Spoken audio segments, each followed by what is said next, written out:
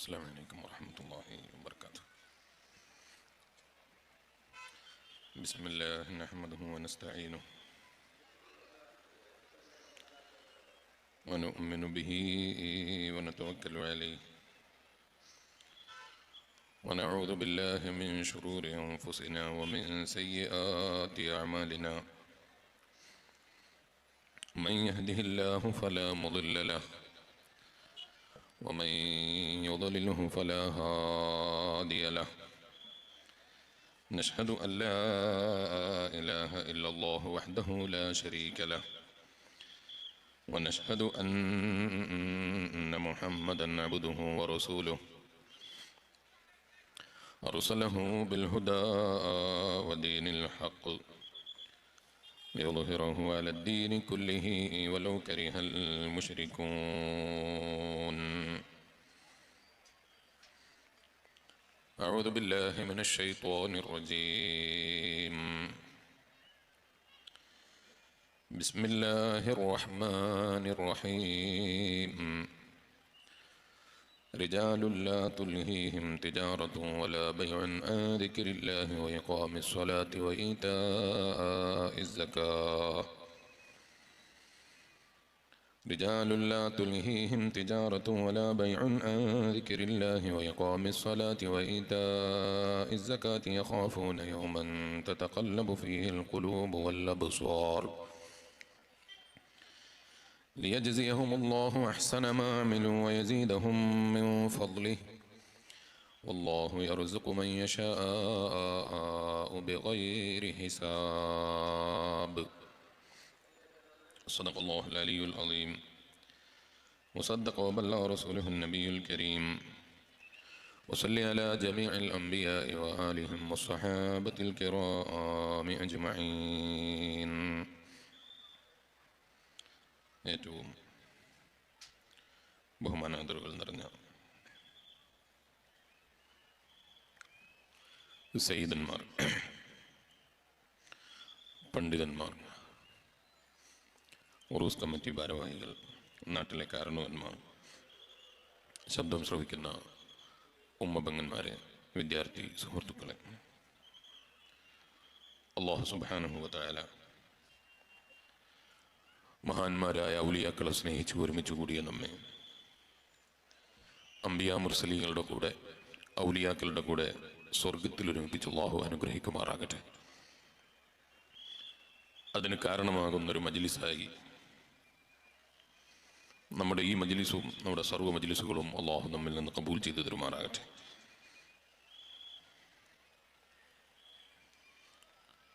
ഒരുപാട് ഉപദേശങ്ങളും നിർദ്ദേശങ്ങളും പ്രാർത്ഥനകളും ആശീർവാദങ്ങളും ലഭിച്ച ഈ മഹത്തായ മജ്ലിസിൽ, അതും ആത്മസംസ്കരണത്തെക്കുറിച്ച് പ്രസംഗിക്കാൻ ഈ മുത്തഅല്ലിമ് ഒരു നിലക്കും അർഹനല്ല. അല്ലാഹു നമ്മളെല്ലാവരെയും നന്നാക്കി തരുമാറാകട്ടെ. അല്ലാഹുവിൻ്റെ ഖുർആൻ ആത്മസംസ്കരണം നടത്തുന്നവരെ കുറിച്ച് പറയുമ്പോൾ പറഞ്ഞു, ഖദ് അഫ്ലഹ മൻ സക്കഹ. ആത്മാവിനെ സംസ്കരിക്കുന്നവൻ വിജയം കൈവരിച്ചവനാണ്. ആത്മാവിനെ സംസ്കരിക്കേണ്ടത് എന്തിൽ നിന്നാണ്? മഹാനായ അലിക്കുഞ്ഞി ഉസ്താദിനെ കുറിച്ച്, താജുശ്ശേരിയെ കുറിച്ച് അല്ലാഹു ദറജ ഉയർത്തി കൊടുക്കുമാറാകട്ടെ. ഇവിടെ പ്രസംഗിച്ച ഏകദേശ ആളുകളും ഉസ്താദ് അവറുകളെ കുറിച്ച് പരിചയപ്പെടുത്തി. ഉസ്താദ് അവറുകളെ നേരിൽ അനുഭവിച്ച, നേരിൽ കണ്ട, നേരിട്ട് പരിചയപ്പെട്ട ഒരാൾക്ക് ഉസ്താദിൻ്റെ ജീവിതത്തെക്കുറിച്ചും അവിടുത്തെ ആത്മീയ ലോകത്തെക്കുറിച്ചും പരിചയപ്പെടുത്തേണ്ടി വരില്ല. എത്ര ചെറിയ മുത്തഅല്ലിമിനോട് പോലും വലിയ ബഹുമാനം കാണിക്കുകയും തവാദുഅ് കാണിക്കുകയും ചെയ്യുന്ന സ്വഭാവമായിരുന്നു മഹാനായ ഉസ്താദ് അവറുകളുടേത്. ഉസ്താദ് അവറുകളുടെ വേദിയിൽ പലപ്പോഴും പ്രസംഗിച്ച് പഠിക്കാൻ, എഴുന്നേറ്റ് നിൽക്കാൻ അവസരം കിട്ടിയിട്ടുണ്ട്. അപ്പോഴൊക്കെയും ഉസ്താദ് നമുക്ക് നൽകുന്ന, ഒരു മുതഅല്ലിമിന് നൽകേണ്ട ശൈലിയോ അല്ലെങ്കിൽ സംസാരമോ അല്ല ഉസ്താദിന്റെ ഭാഗത്ത് നിന്നുണ്ടാകാറുള്ളത്. അങ്ങേയറ്റത്തെ തവാളുവും ഹബീബായ അഷ്റഫുൽ ഖൽഖ് മുഹമ്മദുർ റസൂലുള്ളാഹി സ്വല്ലല്ലാഹു അലൈഹി വസല്ലം തങ്ങളോടുള്ള അങ്ങേയറ്റത്തെ സ്നേഹപ്രകടനവും ഉസ്താദ് അവരുടെ സംസാരത്തിലും നോട്ടത്തിലും എല്ലാ സമയത്തും നമുക്ക് കാണാനുണ്ടായിരുന്നു. കണ്ണിലുണ്ണിയായ, അങ്ങനെ തുടങ്ങി മലയാളത്തിൽ പ്രയോഗിക്കാൻ പറ്റുന്നതിൻ്റെ അങ്ങേ അപ്പുറം നബി സല്ലല്ലാഹു അലൈഹി വസല്ലം തങ്ങൾക്ക് ആദരവ് നൽകാൻ വേണ്ടി എന്തൊക്കെ പ്രയോഗങ്ങൾ നടത്താൻ കഴിയോ അതൊക്കെ നടത്തിയതിൻ്റെ ശേഷം ഹബീബായ നബി സല്ലല്ലാഹു അലൈഹി വസല്ലം തങ്ങളുടെ പേര് താജുശ്ശേരി ഉസ്താദ് അവറുകൾ നാവിൽ പറയുമ്പോൾ തന്നെ അവിടുത്തെ മുഖത്തും നാവിലും ശൈലിയിലും നോട്ടത്തിലൊക്കെ അവിടുത്തെ മഹബത്ത് നമുക്ക് കാണാനുണ്ടായിരുന്നു. അള്ളാഹു അവിടുത്തെ ബർക്കത്ത് കൊണ്ട് നമുക്കും ഈമാനും തഖ്വയും അള്ളാഹു ഏറ്റിത്തരുമാറാകട്ടെ. യഥാർത്ഥത്തിൽ മനസ്സിനെ ശുദ്ധീകരിക്കുന്ന ഒരു മനുഷ്യനുണ്ടാകേണ്ട എന്തെല്ലാം സ്വഭാവവും ശൈലിയും ഉണ്ടാകേണ്ടതുണ്ടോ എന്നതിന് ഉസ്താദ് അവറുകളുടെ ജീവിതം തന്നെ നമുക്ക് ഒരു മാതൃകയായിരുന്നു എന്നാണ് ഞാൻ പറഞ്ഞതിൻ്റെ ചുരുക്കം. പരിശുദ്ധ ഖുർആൻ ആത്മസംസ്കരണം നടത്തിയ ആളുകൾ വിജയം കൈവരിച്ചു എന്ന് പ്രഖ്യാപിക്കുകയാണ്. എന്താണ് ആത്മസംസ്കരണം എന്ന് പറയുന്നത്? മനുഷ്യന്റെ ആത്മീയ ലോകത്തെ, യഥാർത്ഥ ജീവിതത്തിന് വേണ്ടിയുള്ള ഒരുക്കത്തെ, അവന്റെ ആത്മാവിനെ ഒരുക്കി ജീവിക്കുക. 4 ദിവസത്തേക്ക് അല്ലെങ്കിൽ 4 മാസത്തേക്ക് അല്ലെങ്കിൽ 2 വർഷത്തേക്ക്, 1 വർഷത്തേക്ക് വിദേശ രാജ്യത്തേക്ക് അധ്വാനിക്കാൻ വേണ്ടി പ്രവാസിയായി പോകുന്ന പലരും നമ്മുടെ യുറൂസിന്റെ പേരിൽ നാട്ടിലേക്ക് വന്ന എത്രയോ പ്രവാസികൾ ഉണ്ടാകുമെന്നാണ് ഞാൻ മനസ്സിലാക്കുന്നത്. അവരൊക്കെ നാട്ടിൽ നിന്ന് തിരിച്ചു പോകുമ്പോൾ എന്തായാലും അടുത്ത നിമിഷം നാട്ടിലേക്ക് വരും എന്ന പ്രതീക്ഷയിലല്ലാതെ ഒരാളും നാട്ടിൽ നിന്ന് പോകാറില്ല. ഈ യാത്ര എൻ്റെ അവസാനത്തെ യാത്രയാണ് എന്നറിഞ്ഞുകൊണ്ട് ആരും വിദേശ രാജ്യത്തേക്ക് ജോലിക്ക് പോകാറില്ല. പ്രായം 60 കഴിഞ്ഞാലും 70 കഴിഞ്ഞാലും പ്രവാസ ലോകത്ത് ബിസിനസ് ചെയ്യുന്നവൻ വിദേശ രാജ്യത്തേക്ക് പോകുമ്പോൾ 63 വർഷത്തെ ജീവിതമാണ് ലോകം തന്നെ പടക്കാൻ കാരണക്കാരനായ അഷ്റഫുൽ ഖൽഖ് മുഹമ്മദുർ റസൂലുള്ളാഹി സ്വല്ലല്ലാഹു അലൈഹി വസല്ലം തങ്ങൾക്ക് അല്ലാഹു നൽകിയത്. അങ്ങനെയാണെങ്കിൽ എൻ്റെ ജീവിതത്തിൽ ഇനി ഇത്ര ബാക്കിയുണ്ട് എന്ന് കണക്ക് കൂട്ടി ഇത്ര ദിവസത്തേക്കുള്ള യാത്രയാണ് എന്ന ഒരുക്കത്തിൽ ഒരാളും പോകാറില്ല. നമ്മൾ ആരും യാത്രയാക്കാറില്ല. മറിച്ച് വിദേശ രാജ്യത്തേക്ക് പോകുന്ന മകന്റെ യാത്ര 1 വർഷത്തേക്കോ 6 മാസത്തേക്കോ പ്രതീക്ഷിക്കുന്ന ഭാര്യയും മക്കളും ഉമ്മയും ബാപ്പയും ആ മകനെ യാത്രയേക്കുമ്പോ വിദേശ രാജ്യത്ത് വാങ്ങാൻ കിട്ടാത്ത വസ്തുക്കൾ ഉണ്ടായതിന്റെ പേരിൽ അല്ല, വിദേശ രാജ്യത്ത് മാളുകളും പർച്ചേസ് ചെയ്യാനുള്ള ഇന്ത്യൻ ഫുഡുകളും സാധനങ്ങളൊന്നും ഇല്ലാത്തതിന്റെ പേരിലല്ല, മറിച്ച് താൽക്കാലികമായി സാമ്പത്തിക ഭദ്രതയ്ക്ക് വേണ്ടി, സാമ്പത്തികമായ പുരോഗതിക്ക് വേണ്ടി എൻ്റെ മകൻ, എൻ്റെ ഭാര്യ, അല്ലെങ്കിൽ എൻ്റെ പിതാവ്, അല്ലെങ്കിൽ എൻ്റെ പ്രിയപ്പെട്ടവൻ താൽക്കാലികമായി ഒരു യാത്രക്കിറക്കുമ്പോ അവന്റെ പെട്ടിയിൽ ഉമ്മയുടെ കൈകൊണ്ടുണ്ടാക്കിയ അച്ചാറുണ്ടാകണം, ഭാര്യയുടെ വീട്ടിൽ നിന്ന് കൊണ്ടുവന്ന പൊരിച്ചതുണ്ടാകണം, കരിച്ചതുണ്ടാകണം. ഇങ്ങനെ ആഗ്രഹിച്ച് പെട്ടിയിൽ വസ്തുക്കൾ വെച്ചുകൊടുത്ത് യാത്രയപ്പ് നടത്തുന്നത് നമ്മൾ കാണാറുണ്ട്. എത്ര നാളിലേക്കുള്ള യാത്രയാണ് എന്ന് ചോദിച്ചാൽ ഏതു സമയത്തും വരാൻ സാമ്പത്തിക ഭദ്രതയുണ്ടെങ്കിൽ 3.5 മണിക്കൂർ യാത്ര ചെയ്താൽ എത്തുന്ന ഒരു യാത്ര, അല്ലെങ്കിൽ ഒരു 5 മണിക്കൂർ യാത്ര ചെയ്തെത്താൻ പറ്റുന്നൊരു യാത്ര, അല്ലെങ്കിൽ 12 മണിക്കൂർ യാത്രയാണ്, അല്ലെങ്കിൽ 16 മണിക്കൂർ യാത്രയാണ്. അമേരിക്കയിലേക്കാണെങ്കിൽ, ഇന്ത്യ രാജ്യത്ത് നിന്ന് കണക്ഷൻ ഫ്ലൈറ്റ് ആണെങ്കിൽ പോലും 16 മണിക്കൂർ കൊണ്ട് എത്തിപ്പെടാനുള്ള ഫ്ലൈറ്റുകൾ ഇന്ന് ലഭ്യമാണ്. അങ്ങനെയുള്ള സംവിധാനങ്ങൾ ഉപയോഗപ്പെടുത്തി ജീവിക്കുന്ന മനുഷ്യൻ ഇന്നും യാത്ര ചെയ്യുമ്പോൾ അവനാവശ്യമായ വസ്തുക്കളും അവനാവശ്യമായ സൗകര്യങ്ങളും ചെയ്തു കൊടുത്താണ് അവനെ യാത്രക്ക് പറഞ്ഞേക്കുന്നത്. അങ്ങനെ താൽക്കാലികമായി നടത്തുന്ന യാത്രക്ക് വേണ്ടി ഒരുങ്ങുന്ന ഒരുക്കത്തിന്റെ ഒരു ചെറിയൊരു ഭാഗമെങ്കിലും മാനസികമായി മനുഷ്യൻ മരണത്തിന് വേണ്ടി ഒരുങ്ങുന്ന ഒരു ഒരുക്കം ഒരുങ്ങിയിരുന്നെങ്കിൽ അവന്റെ ആത്മസംസ്കരണത്തിന് മതിയായിരുന്നു. അതാണ് മഹാനായ സയ്യിദുനാ അമീറുൽ മുഅ്മിനീൻ ഉമർ ഇബ്നുൽ ഖത്താബ് റളിയല്ലാഹു അൻഹു പറഞ്ഞത്, മനുഷ്യന്റെ ജീവിതത്തിൽ അവന്റെ ആത്മസംസ്കരണത്തിന് വേണ്ടി ഏറ്റവും നല്ല ഉപദേഷ്ടാവായി ഞാൻ എന്റെ ജീവിതത്തിൽ കണ്ടത് മരണത്തെക്കുറിച്ചുള്ള ഓർമ്മയാണെന്ന് സയ്യിദുനാ അമീറുൽ മുഅ്മിനീൻ ഉമർ ഇബ്നുൽ ഖത്താബ് റളിയല്ലാഹു അൻഹു പറയുന്നു. പക്ഷേ മനുഷ്യന്റെ ജീവിതത്തിൽ അവൻ അനുഭവിച്ചുകൊണ്ടിരിക്കുന്ന, അവൻ ഉപയോഗപ്പെടുത്തിക്കൊണ്ടിരിക്കുന്ന, അവന്റെ ജീവിതത്തിൽ അവന് കിട്ടിക്കൊണ്ടിരിക്കുന്ന സുഖങ്ങളും സൗകര്യങ്ങളും സംവിധാനങ്ങളും എല്ലാം അവനെ പലപ്പോഴായി പിറകോട്ടടിപ്പിക്കുന്നു എന്നതാണ് യാഥാർത്ഥ്യം എന്ന് പറയുന്നത്. നിങ്ങൾ ആലോചിച്ചു നോക്ക്, വെറും 6 മാസത്തേക്ക് 1 വർഷത്തേക്ക് യാത്ര ചെയ്യുന്ന യാത്രക്ക് വേണ്ടി അവൻ ഒരുങ്ങുന്ന ഒരുക്കവും അവൻ അതിനു വേണ്ടി തയ്യാറെടുക്കുന്ന തയ്യാറെടുപ്പുകളും എത്രയാണ്? എത്ര ദിവസം മുമ്പാണ് അവൻ ടിക്കറ്റ് ബുക്ക് ചെയ്തു വെക്കുന്നത്? എത്രയാണ് ആ ഒരു യാത്രയെ ഭയപ്പെട്ടതിന്റെ പേരിൽ അവൻ നേരത്തെ അന്ന് വീട്ടിൽ നിന്ന് ഇറങ്ങുന്നത്? എത്രയാണ് അവന്റെ കെയറിങ്ങുകളും സംവിധാനങ്ങളും സൗകര്യങ്ങളും ഉപയോഗപ്പെടുത്തലുകൾ? വളരെ ചുരുങ്ങിയ സമയത്തേക്കുള്ള യാത്രക്ക് വേണ്ടി എത്രയാണ് അവൻ അധ്വാനിച്ചുകൊണ്ടിരിക്കുന്നത്? പക്ഷേ ഒരു കാലത്തും തിരിച്ചു വരൂല എന്ന് വിശ്വസിക്കുന്നൊരു യാത്ര, ഒരിക്കലും മടങ്ങി വരൂല എന്ന് വിശ്വസിക്കുന്നൊരു യാത്ര, ഇന്ന് വരെ ഒരാളും മടങ്ങി വന്നതായി കാണാനില്ലാത്ത യാത്ര, ഇന്ന് വരെ ഒരാളും ആ യാത്രയെക്കുറിച്ച് നമ്മളോട് വിവരിക്കാത്ത നിലക്ക് നീണ്ടു നിൽക്കുന്ന യാത്ര, അതും പോകുന്ന ഇടങ്ങളിൽ എയർപോർട്ടിലേക്ക് വരാൻ ആളുകൾ കാത്തിരിക്കുന്നുണ്ടോ എന്ന് ചോദിച്ചാലില്ല. എയർപോർട്ടിലേക്ക് എന്തെങ്കിലും ആവശ്യം വന്നാൽ വിളിച്ചാൽ കിട്ടുന്ന നമ്പറുകളുണ്ടോ എന്ന് ചോദിച്ചാൽ അതിന്റെ കയ്യിൽ മൊബൈൽ ഫോൺ തന്നെ ഇല്ല. നെറ്റ്വർക്കില്ല, സംവിധാനങ്ങളില്ല, സൗകര്യങ്ങളില്ലാത്ത നിലക്കുള്ളൊരു യാത്ര. ആ യാത്രയാകട്ടെ ഏറ്റവും ഇഷ്ടപ്പെട്ടു എന്ന് പറയുന്ന മകൻ പോലും കണ്ണുനീരല്ലാത്ത മറ്റൊന്നും തരാതെ നമ്മളെ അയക്കുന്ന യാത്ര. എന്തിലധികം പറയാനാണ്? 10 മാസം 9 മാസം വയറ്റിൽ ഗർഭം ചുമന്ന് സ്നേഹിച്ച് താലോലിച്ച് വളർത്തിയ ഉമ്മ, ആ ഉമ്മക്ക് പോലും കണ്ണുനീരല്ലാത്ത മറ്റൊന്നും തരാൻ കഴിയാതെ നമ്മളെ അയക്കുന്ന യാത്ര. ആ യാത്രയാണല്ലോ മനുഷ്യന്റെ മരണമാകുന്ന യാത്ര. ആ യാത്രക്ക് വേണ്ടി ഒരു മനുഷ്യൻ ഒരുങ്ങിയിരുന്നെങ്കിൽ അവന്റെ ജീവിതത്തിൽ അവന് കിബിർ നടിക്കാൻ കഴിയൂല, അഹങ്കരിക്കാൻ കഴിയൂല, ഞാൻ വലിയവനാണെന്ന് ചിന്തിക്കാൻ കഴിയൂല. ഭൗതിക ലോകത്ത് പല പരീക്ഷണങ്ങളും റബ്ബ് തന്നുകൊണ്ടിരിക്കും. അല്ലാഹു തരുന്ന പരീക്ഷണങ്ങളിൽ മതി, അല്ലാഹു തരുന്ന ദുനിയാവിൽ നൽകുന്ന പല കാര്യങ്ങളിൽ പരീക്ഷണങ്ങളുടെ ലോകമാണ്.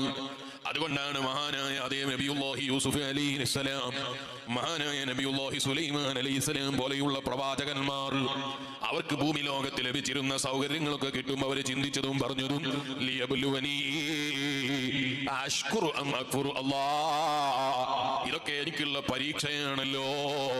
എന്തിനുള്ള പരീക്ഷയാണ്? ഞാൻ നന്ദിയുള്ള അടിമയാണോ അല്ല നന്ദികേടുള്ള അടിമയാണോ? ഈ പരീക്ഷയിൽ വിജയിക്കാനാണല്ലോ എനിക്ക് സാധിക്കേണ്ടത്. എത്ര വലിയ ഭരണം കയ്യിൽ വന്നപ്പോഴും സുലൈമാൻ നബി അലൈഹിസ്സലാമിന്റെ മനസ്സിൽ ഈ ചിന്ത മാറിപ്പോയില്ല. ഈജിപ്തിന്റെ ഭരണമേറ്റെടുത്ത മഹാനായ നബിയുല്ലാഹി യൂസുഫ് അലൈഹിസ്സലാം ഭരണം കിട്ടിയപ്പോൾ എന്നെ കൊണ്ടുപോയി ആരുമില്ലാത്ത പ്രദേശത്ത് കൈയൊഴിച്ചിരുന്ന എന്റെ പ്രിയപ്പെട്ട സഹോദരങ്ങളുണ്ടല്ലോ, അവർക്ക് പകരം കൊടുക്കാൻ അല്ലാഹു തന്ന അവസരമാണല്ലോ എന്നവിടുന്ന് ചിന്തിച്ചില്ല. അഹങ്കാരത്തിന്റെ മനോഭാവമുണ്ടായില്ല.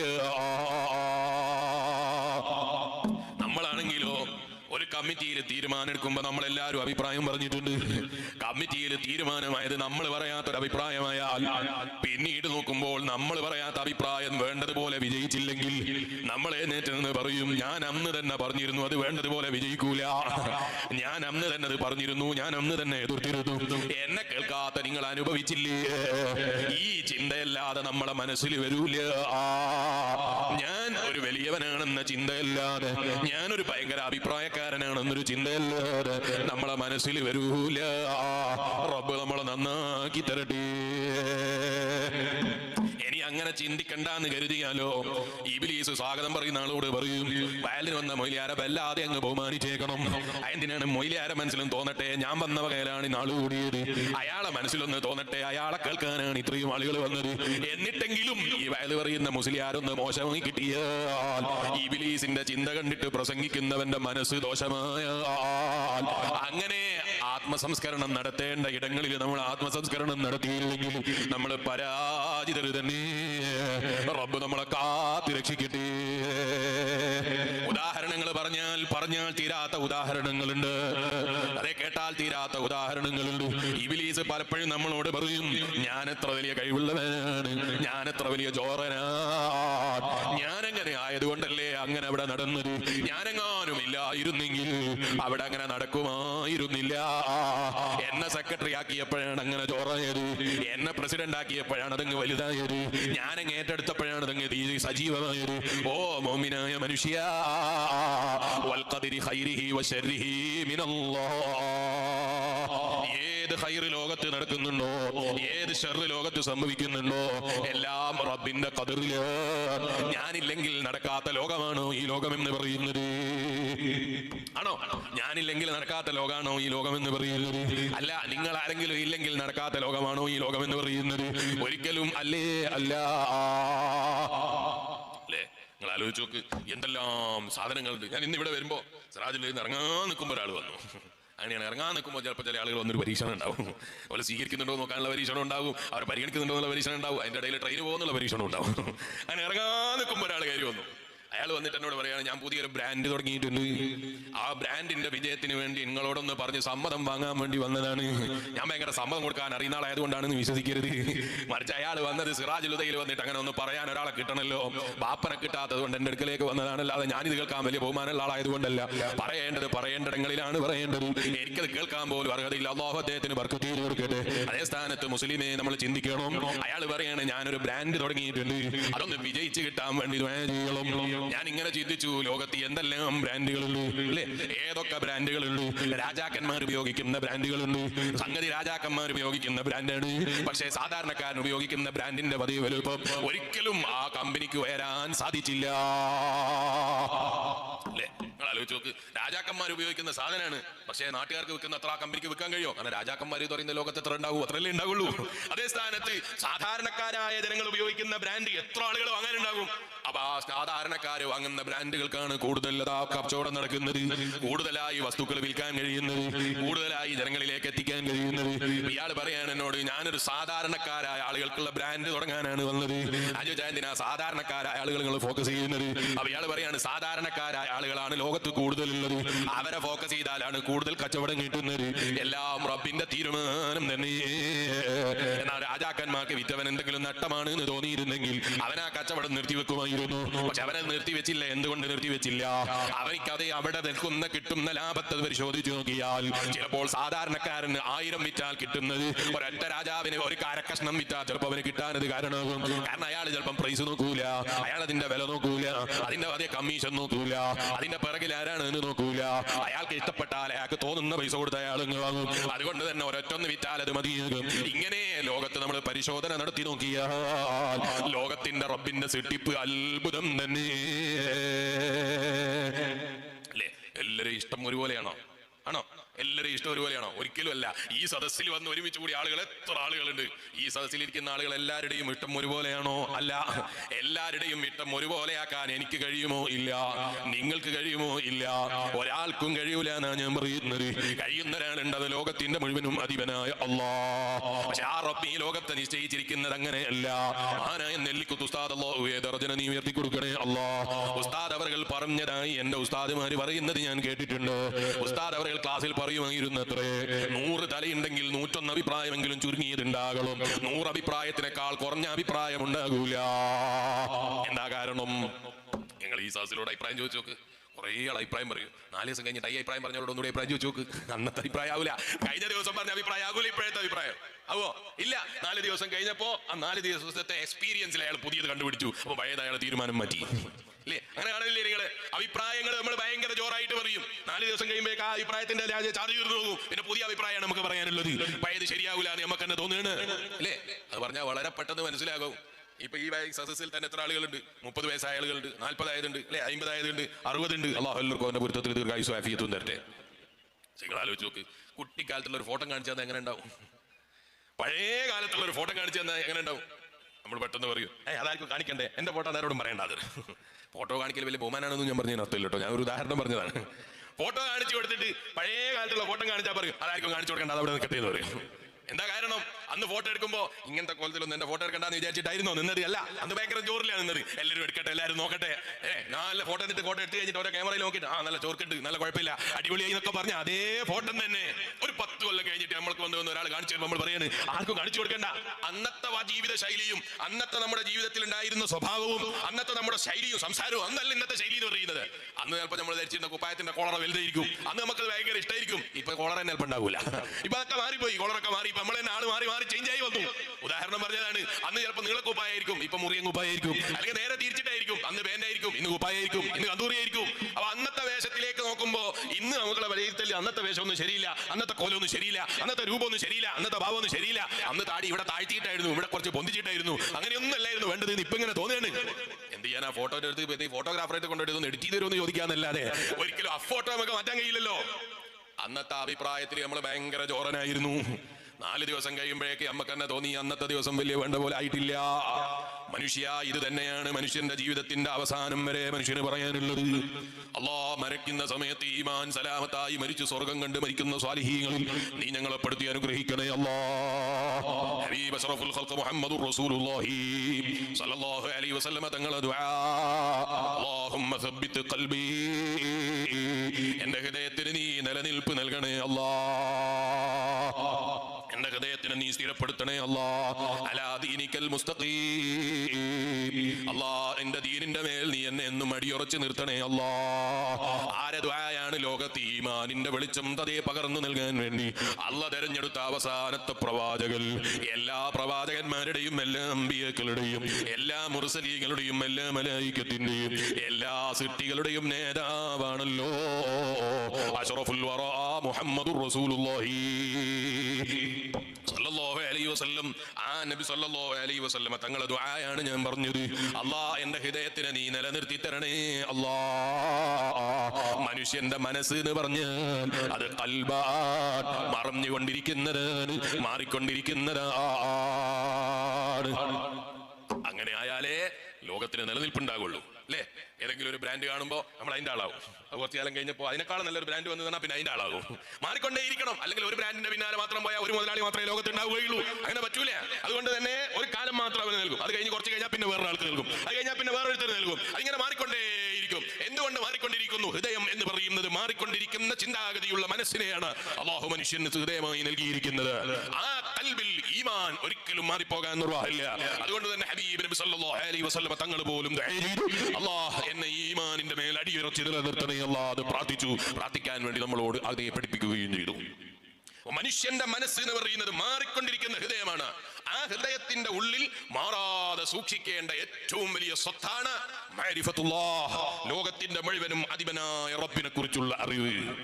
ആ ഒരറിവ് മനുഷ്യന്റെ മനസ്സിന്റെ ഉള്ളിൽ എങ്ങനെ രൂഢമൂലമായാൽ അവന്റെ ഹൃദയ സംസ്കരണത്തിന് പിന്നെ മറ്റൊന്നിന്റെ ആവശ്യമില്ല. അതുകൊണ്ടാണ് ഇമാം റാസി റളിയല്ലാഹു അൻഹു പറയുന്നു, ഖൽബുൽ മുഅ്മിനി മുൻശരിഹും ബിനൂരി മഅരിഫത്തില്ലാഹ്. ഈമാനുള്ള മുഅ്മിനാണോ അവന്റെ ഹൃദയം അല്ലാഹുവിന്റെ മഅരിഫത്ത് കൊണ്ട് പ്രത്യേകമായ പ്രകാശം അല്ലാഹു നൽകിയിട്ട് അനുഗ്രഹിച്ച ഹൃദയമാണല്ലോ. വൽ ഖൽബു ഇദാ കാന മംലുഅൻ മിൻ ഹാദിഹിൽ മഅരിഫ, അല്ലാഹുവിനെ കുറിച്ച് യഥാർത്ഥത്തിൽ അറിയേണ്ടതുപോലെ അറിയാൻ ഭാഗ്യം ലഭിച്ച ഹൃദയമാണോ ഈമാനുള്ള മുഅ്മിനിന്റെ മനസ്സെങ്കിൽ ലം യത്തസീലിൽ അഹ്സാൻ, അവന്റെ ഹൃദയത്തിൽ പിന്നെ അത് ആ ടെൻഷനുകൾക്ക് സ്ഥലമുണ്ടാകൂല.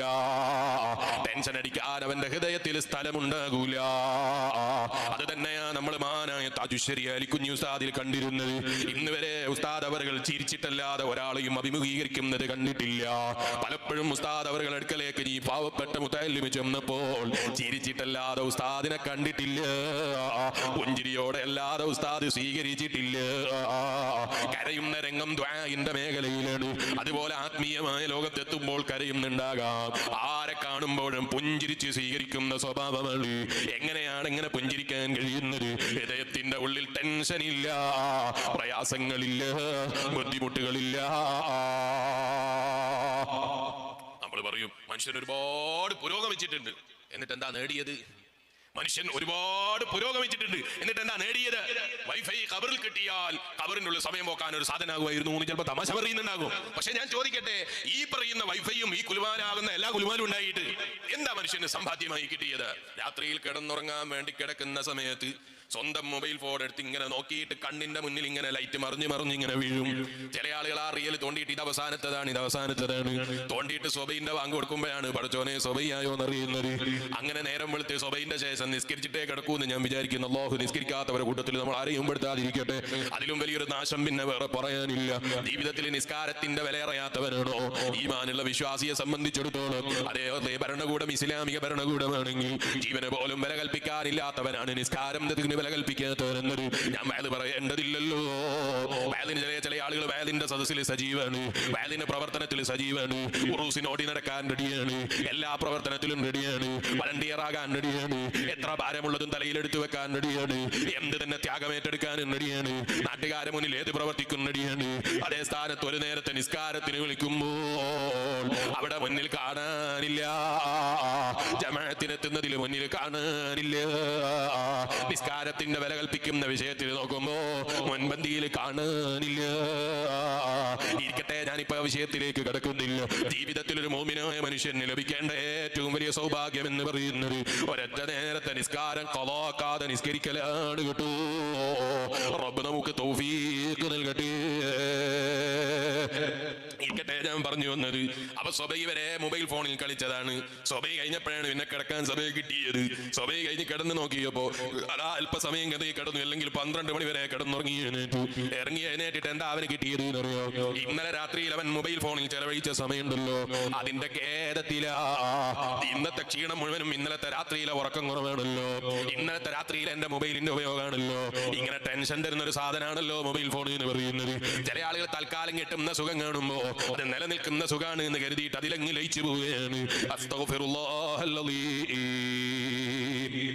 2 മാസം മുമ്പ് തൃശ്ശൂർ ജില്ലയിൽ ഒരു സ്ഥലത്ത് പ്രസംഗിക്കുമ്പോ മുത്താലിമായി ഞാൻ പറഞ്ഞു, ഞാൻ ഈ കഴിഞ്ഞ ദിവസം ബാപ്പന്റെ കൂടെ വണ്ടിയിൽ ഇങ്ങനെ പോകുമ്പോ ബാപ്പനോട് ഒരു അഭിപ്രായം പറഞ്ഞിരുന്നു എന്ന് പറഞ്ഞു. എന്തിനെ കുറിച്ചാണ്?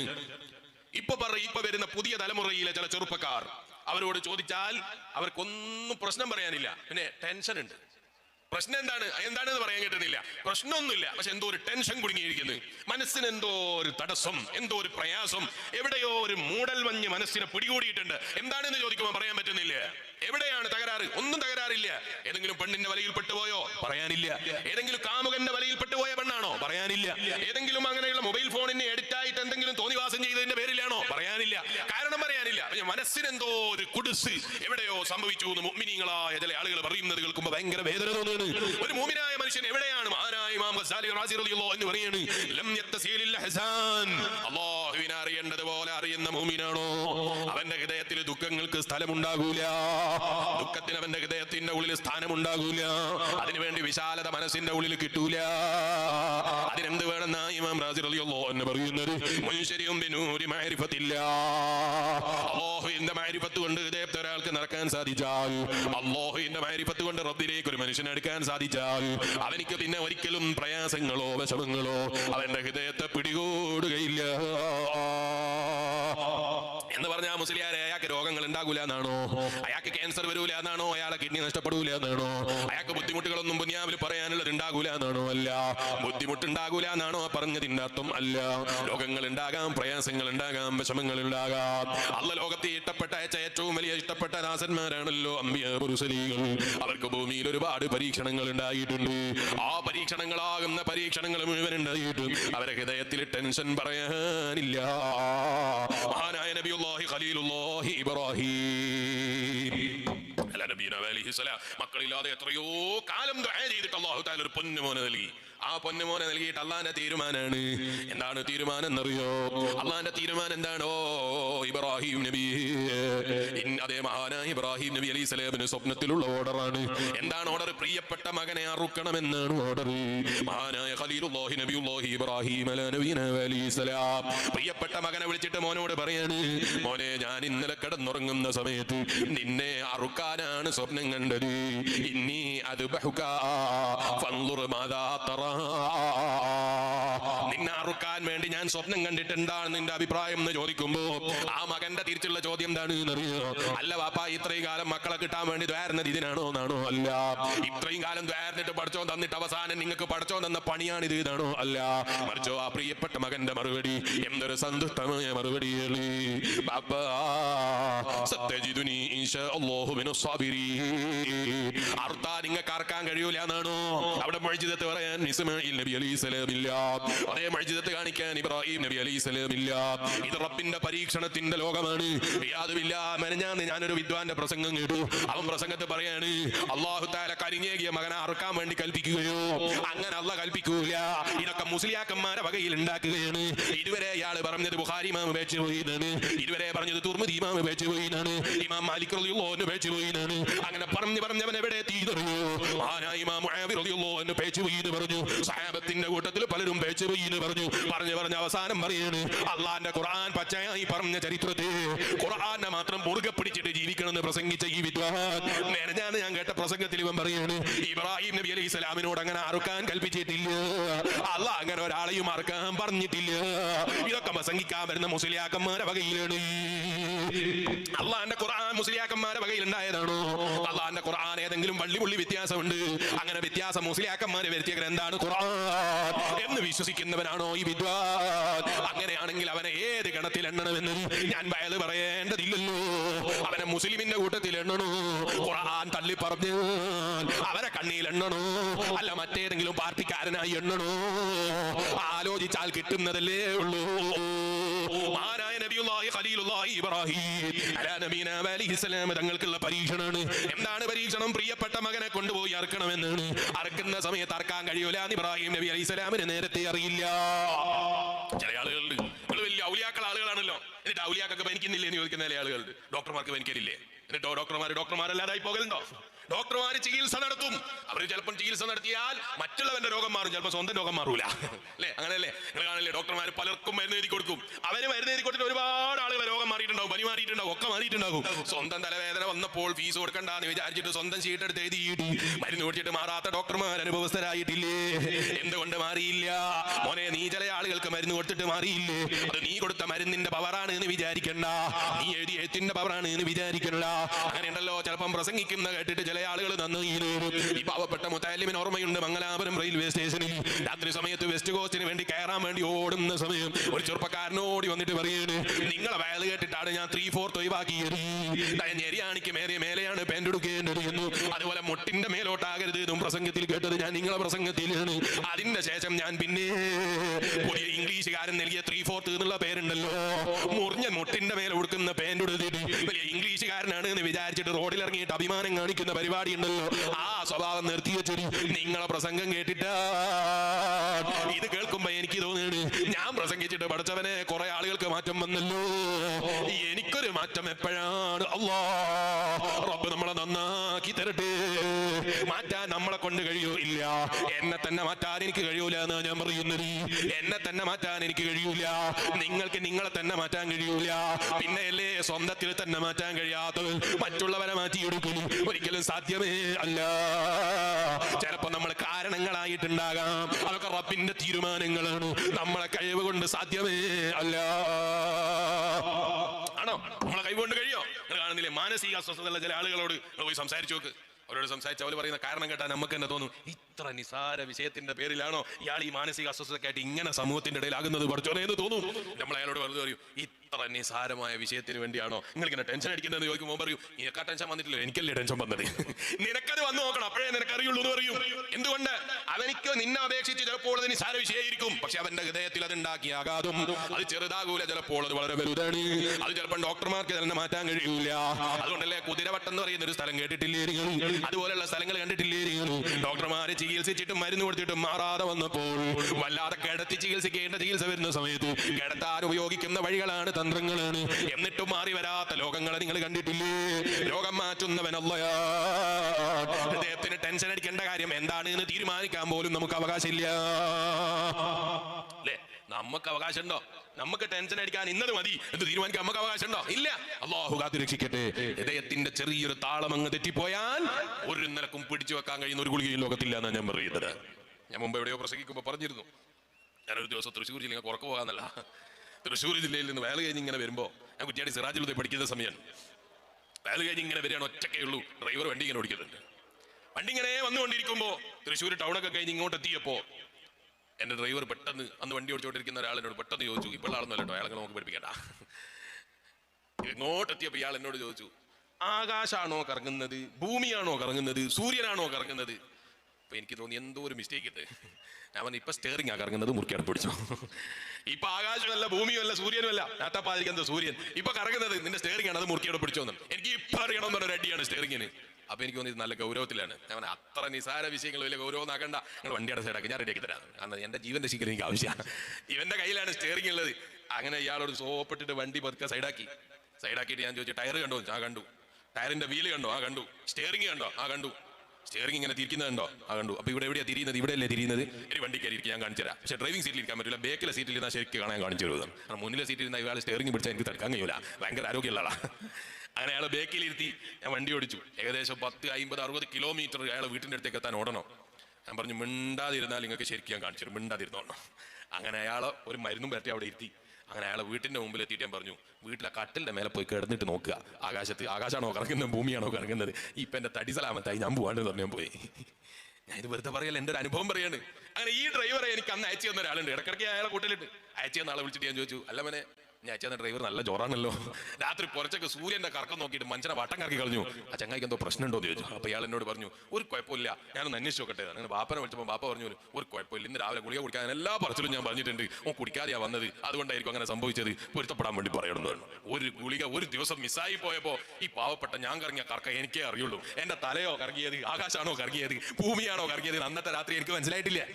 ഞാൻ പറഞ്ഞു വന്നത്, യഥാർത്ഥത്തിൽ ഇയാൾക്ക് ഇപ്പൊ ഭൂമി കറങ്ങിയാലെന്താ, ടയർ കറങ്ങിയാലെന്താ, അല്ല സ്റ്റിയറിംഗ് കറങ്ങിയാലെന്താ, എന്ന് കറങ്ങിയാലെന്താ, ഇയാൾക്ക് ഈ മൊയിലാർ എത്തിക്കേണ്ട സ്ഥലത്ത് എത്തിച്ചാൽ പോരെ. പക്ഷെ പറഞ്ഞിട്ട് കാര്യമില്ല, മൊയിലാർ എത്ര വാല്യൂ പറഞ്ഞിട്ടും കാര്യം, ഇയാൾക്ക് ഇപ്പൊ ഇതാ ടെൻഷൻ. ഈ ടെൻഷന്റെ പേരിൽ അയാൾ അനുഭവിച്ചേ പറ്റുള്ളൂ. ഡോക്ടർ ചോദിക്കേണ്ട, എനിക്ക് ആര് കറങ്ങിയാലെന്താടോ, ഞാൻ ഗുളിക തരും, കുടിച്ചോളണം. ഡോക്ടറോട് പറയും, ഇന്റെ തലയിൽ ഞാൻ കറക്കും, മിണ്ടാതിരുന്നോളണം എന്ന് പറയും. ഡോക്ടർ ആണെന്ന് കാര്യമില്ല. അതുകൊണ്ടല്ലേ പ്രധാനമന്ത്രി വന്നാൽ പറയും, എല്ലാ പ്രധാനമന്ത്രി ആളും വന്നപ്പം പ്രധാനമന്ത്രിയാണ്, രാഷ്ട്രപതിയാണെന്നൊക്കെ പറഞ്ഞിട്ട് കുറച്ച് ദിവസം കാത്തിരിക്കാതെ ശരിയാകുമെന്ന് പറയും. കാരണം അവർ മാനസിക അസ്വസ്ഥതയിലാണ്. നമ്മൾ എന്ത് പറഞ്ഞിട്ടും കാര്യമില്ല, മനസ്സിന്റെ ചെറിയൊരു നില അങ്ങ് തെറ്റിപ്പോയാൽ മനുഷ്യനെ നിയന്ത്രിക്കാൻ കഴിയുന്ന ഹൃദയം ലോകത്തില്ല എന്നാണ് ഞാൻ പറഞ്ഞത്.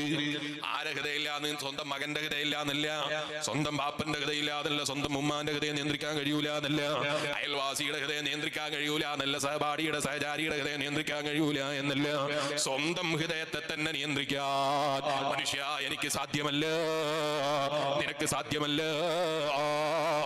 ഹൃദയങ്ങളെ മുഴുവനും നിയന്ത്രിക്കുന്ന ലോകത്തിന്റെ മുഴുവനും അധിപനായ അല്ലാഹ്, ആ റബ്ബിന്റെ കൺട്രോളിന്റെ പിന്നിൽ ഒരു മനുഷ്യനും അധികാരം ചെലുത്താൻ കഴിയൂല എന്ന് ഞാൻ പറഞ്ഞത്. ആ റബ്ബിന്റെ ഹൃദയ സ്നേഹത്തിൽ ഒരു മനുഷ്യന്റെ ഹൃദയം അങ്ങ് രൂഢമൂലമായാൽ, മഹാനായ ഇമാം റാസി റളിയല്ലാഹു അൻഹു പറയാണ്, മുൻശരിയും ബിനൂരി മഅരിഫത്തില്ലാഹ്, അല്ലാഹുവിന്റെ മഅരിഫത്ത് കൊണ്ട് ഒരു ഹൃദയം അങ്ങ് തുറക്കപ്പെട്ടു പോയാൽ ലം യത്തസിലിൽ ഹസാൻ, അവന് ടെൻഷൻ അടിക്കാനുള്ള വകുപ്പുണ്ടാകൂല. ടെൻഷൻ അടിക്കാനുള്ള ഒരു പ്രശ്നം ഉണ്ടാവില്ല എന്നാണോ? അല്ല. ഒരു കുടുംബത്തിൽ രോഗം ഉണ്ടാവില്ല എന്നാണോ? അല്ല. ഇപ്പൊ ഇവിടെ ഞാൻ വരുന്ന വഴിയിൽ സ്വന്തം മേളാമാക്ക് ക്യാൻസറാണ്, ശ്വാസം പോലും കിട്ടുന്നില്ല, ദ്വാരക്കണം എന്ന് ഒരാൾ ഫോണിൽ വിളിച്ചിരുന്നു, അല്ലാഹു നീ പരിപൂർണ്ണ സലാമത്ത് നൽകണം റഹ്മാനെ. ആർക്ക് നിയന്ത്രിക്കാൻ കഴിയും? ഇവിടെ ഒരു മനുഷ്യനും കഴിയൂല. ഹൃദയത്തിന്റെ ഉള്ളിൽ സമാധാനം തരേണ്ടവൻ അല്ലാഹുവാണ്. ഞാൻ ബാപ്പനോട് പറഞ്ഞു, ഇപ്പൊ ചില ചെറുപ്പക്കാർ ഭൗതികമായ ന്യൂ ജനറേഷൻ ആണ് എന്നൊക്കെ അവരിങ്ങനെ ജനങ്ങളെ മുന്നിൽ പറയും, ഞങ്ങൾ ഭയങ്കര ന്യൂ ജനറേഷൻ ആണ്, നിങ്ങളെ പുതിയതൊന്നും നിങ്ങൾക്ക് അറിയൂല, ഞങ്ങൾ മനസ്സിലാക്കിയതുപോലെ ഒന്നും നിങ്ങൾ മനസ്സിലാക്കിയിട്ടില്ല, കാക്കമാരെ നിങ്ങളൊക്കെ തന്ത വൈബന്മാരാണ്, ഞങ്ങൾ പുതിയ ന്യൂജൻ വൈബുമാരാണ്, ഞങ്ങളെ വൈബൊന്നും നിങ്ങൾ കണ്ടിട്ടില്ല, ഞങ്ങളെ ഉൾക്കൊള്ളാനൊന്നും നിങ്ങളായിട്ടില്ല, അത്രയൊന്നും നിങ്ങളെ ബുദ്ധി വികസിച്ചിട്ടില്ല. ഞങ്ങൾ മൊബൈൽ ഫോണിന്റെ, ഇന്റർനെറ്റിന്റെ, വെബ്സൈറ്റിന്റെ അതുപോലെയുള്ള ലോകങ്ങളിൽ AI-യുടെയും അതുപോലെയുള്ള സംവിധാനങ്ങളൊക്കെ ലോകത്ത് ജനിച്ചു വീണ മക്കളാ. താടി നരച്ച നിങ്ങൾ തന്ത വൈബന്മാരാണ്, നിങ്ങൾക്ക് തിരിയൂല. താടി മുളച്ച ഉപ്പമാരെ നിങ്ങൾക്ക് മനസ്സിലാകൂല, പ്രായം ചെന്ന ഉമ്മമാരെ നിങ്ങൾക്ക് മനസ്സിലാകൂല എന്നൊക്കെ പറയുന്ന ചില ന്യൂജൻ മൈൻഡുള്ള ആളുകൾ അവർ ഭയങ്കര ജോറിലാണ് ഇത്തരം കാര്യങ്ങളൊക്കെ പറഞ്ഞ് പുറത്തേക്ക് ഇറങ്ങി. അല്പ ദിവസം കഴിഞ്ഞാൽ അവരെ സ്വകാര്യത്തിലൊന്ന് വിളിച്ചു ചോദിക്കണം, മോനെ സുഖമാണോ? അവന്റെ ഉള്ളിന്റെ ഉള്ളു തട്ടിയിട്ട് അവൻ പറയും, എന്താണെന്നറിയില്ല, ഹൃദയത്തിന്റെ ഉള്ളിലൊരു സമാധാനക്കുറവ്.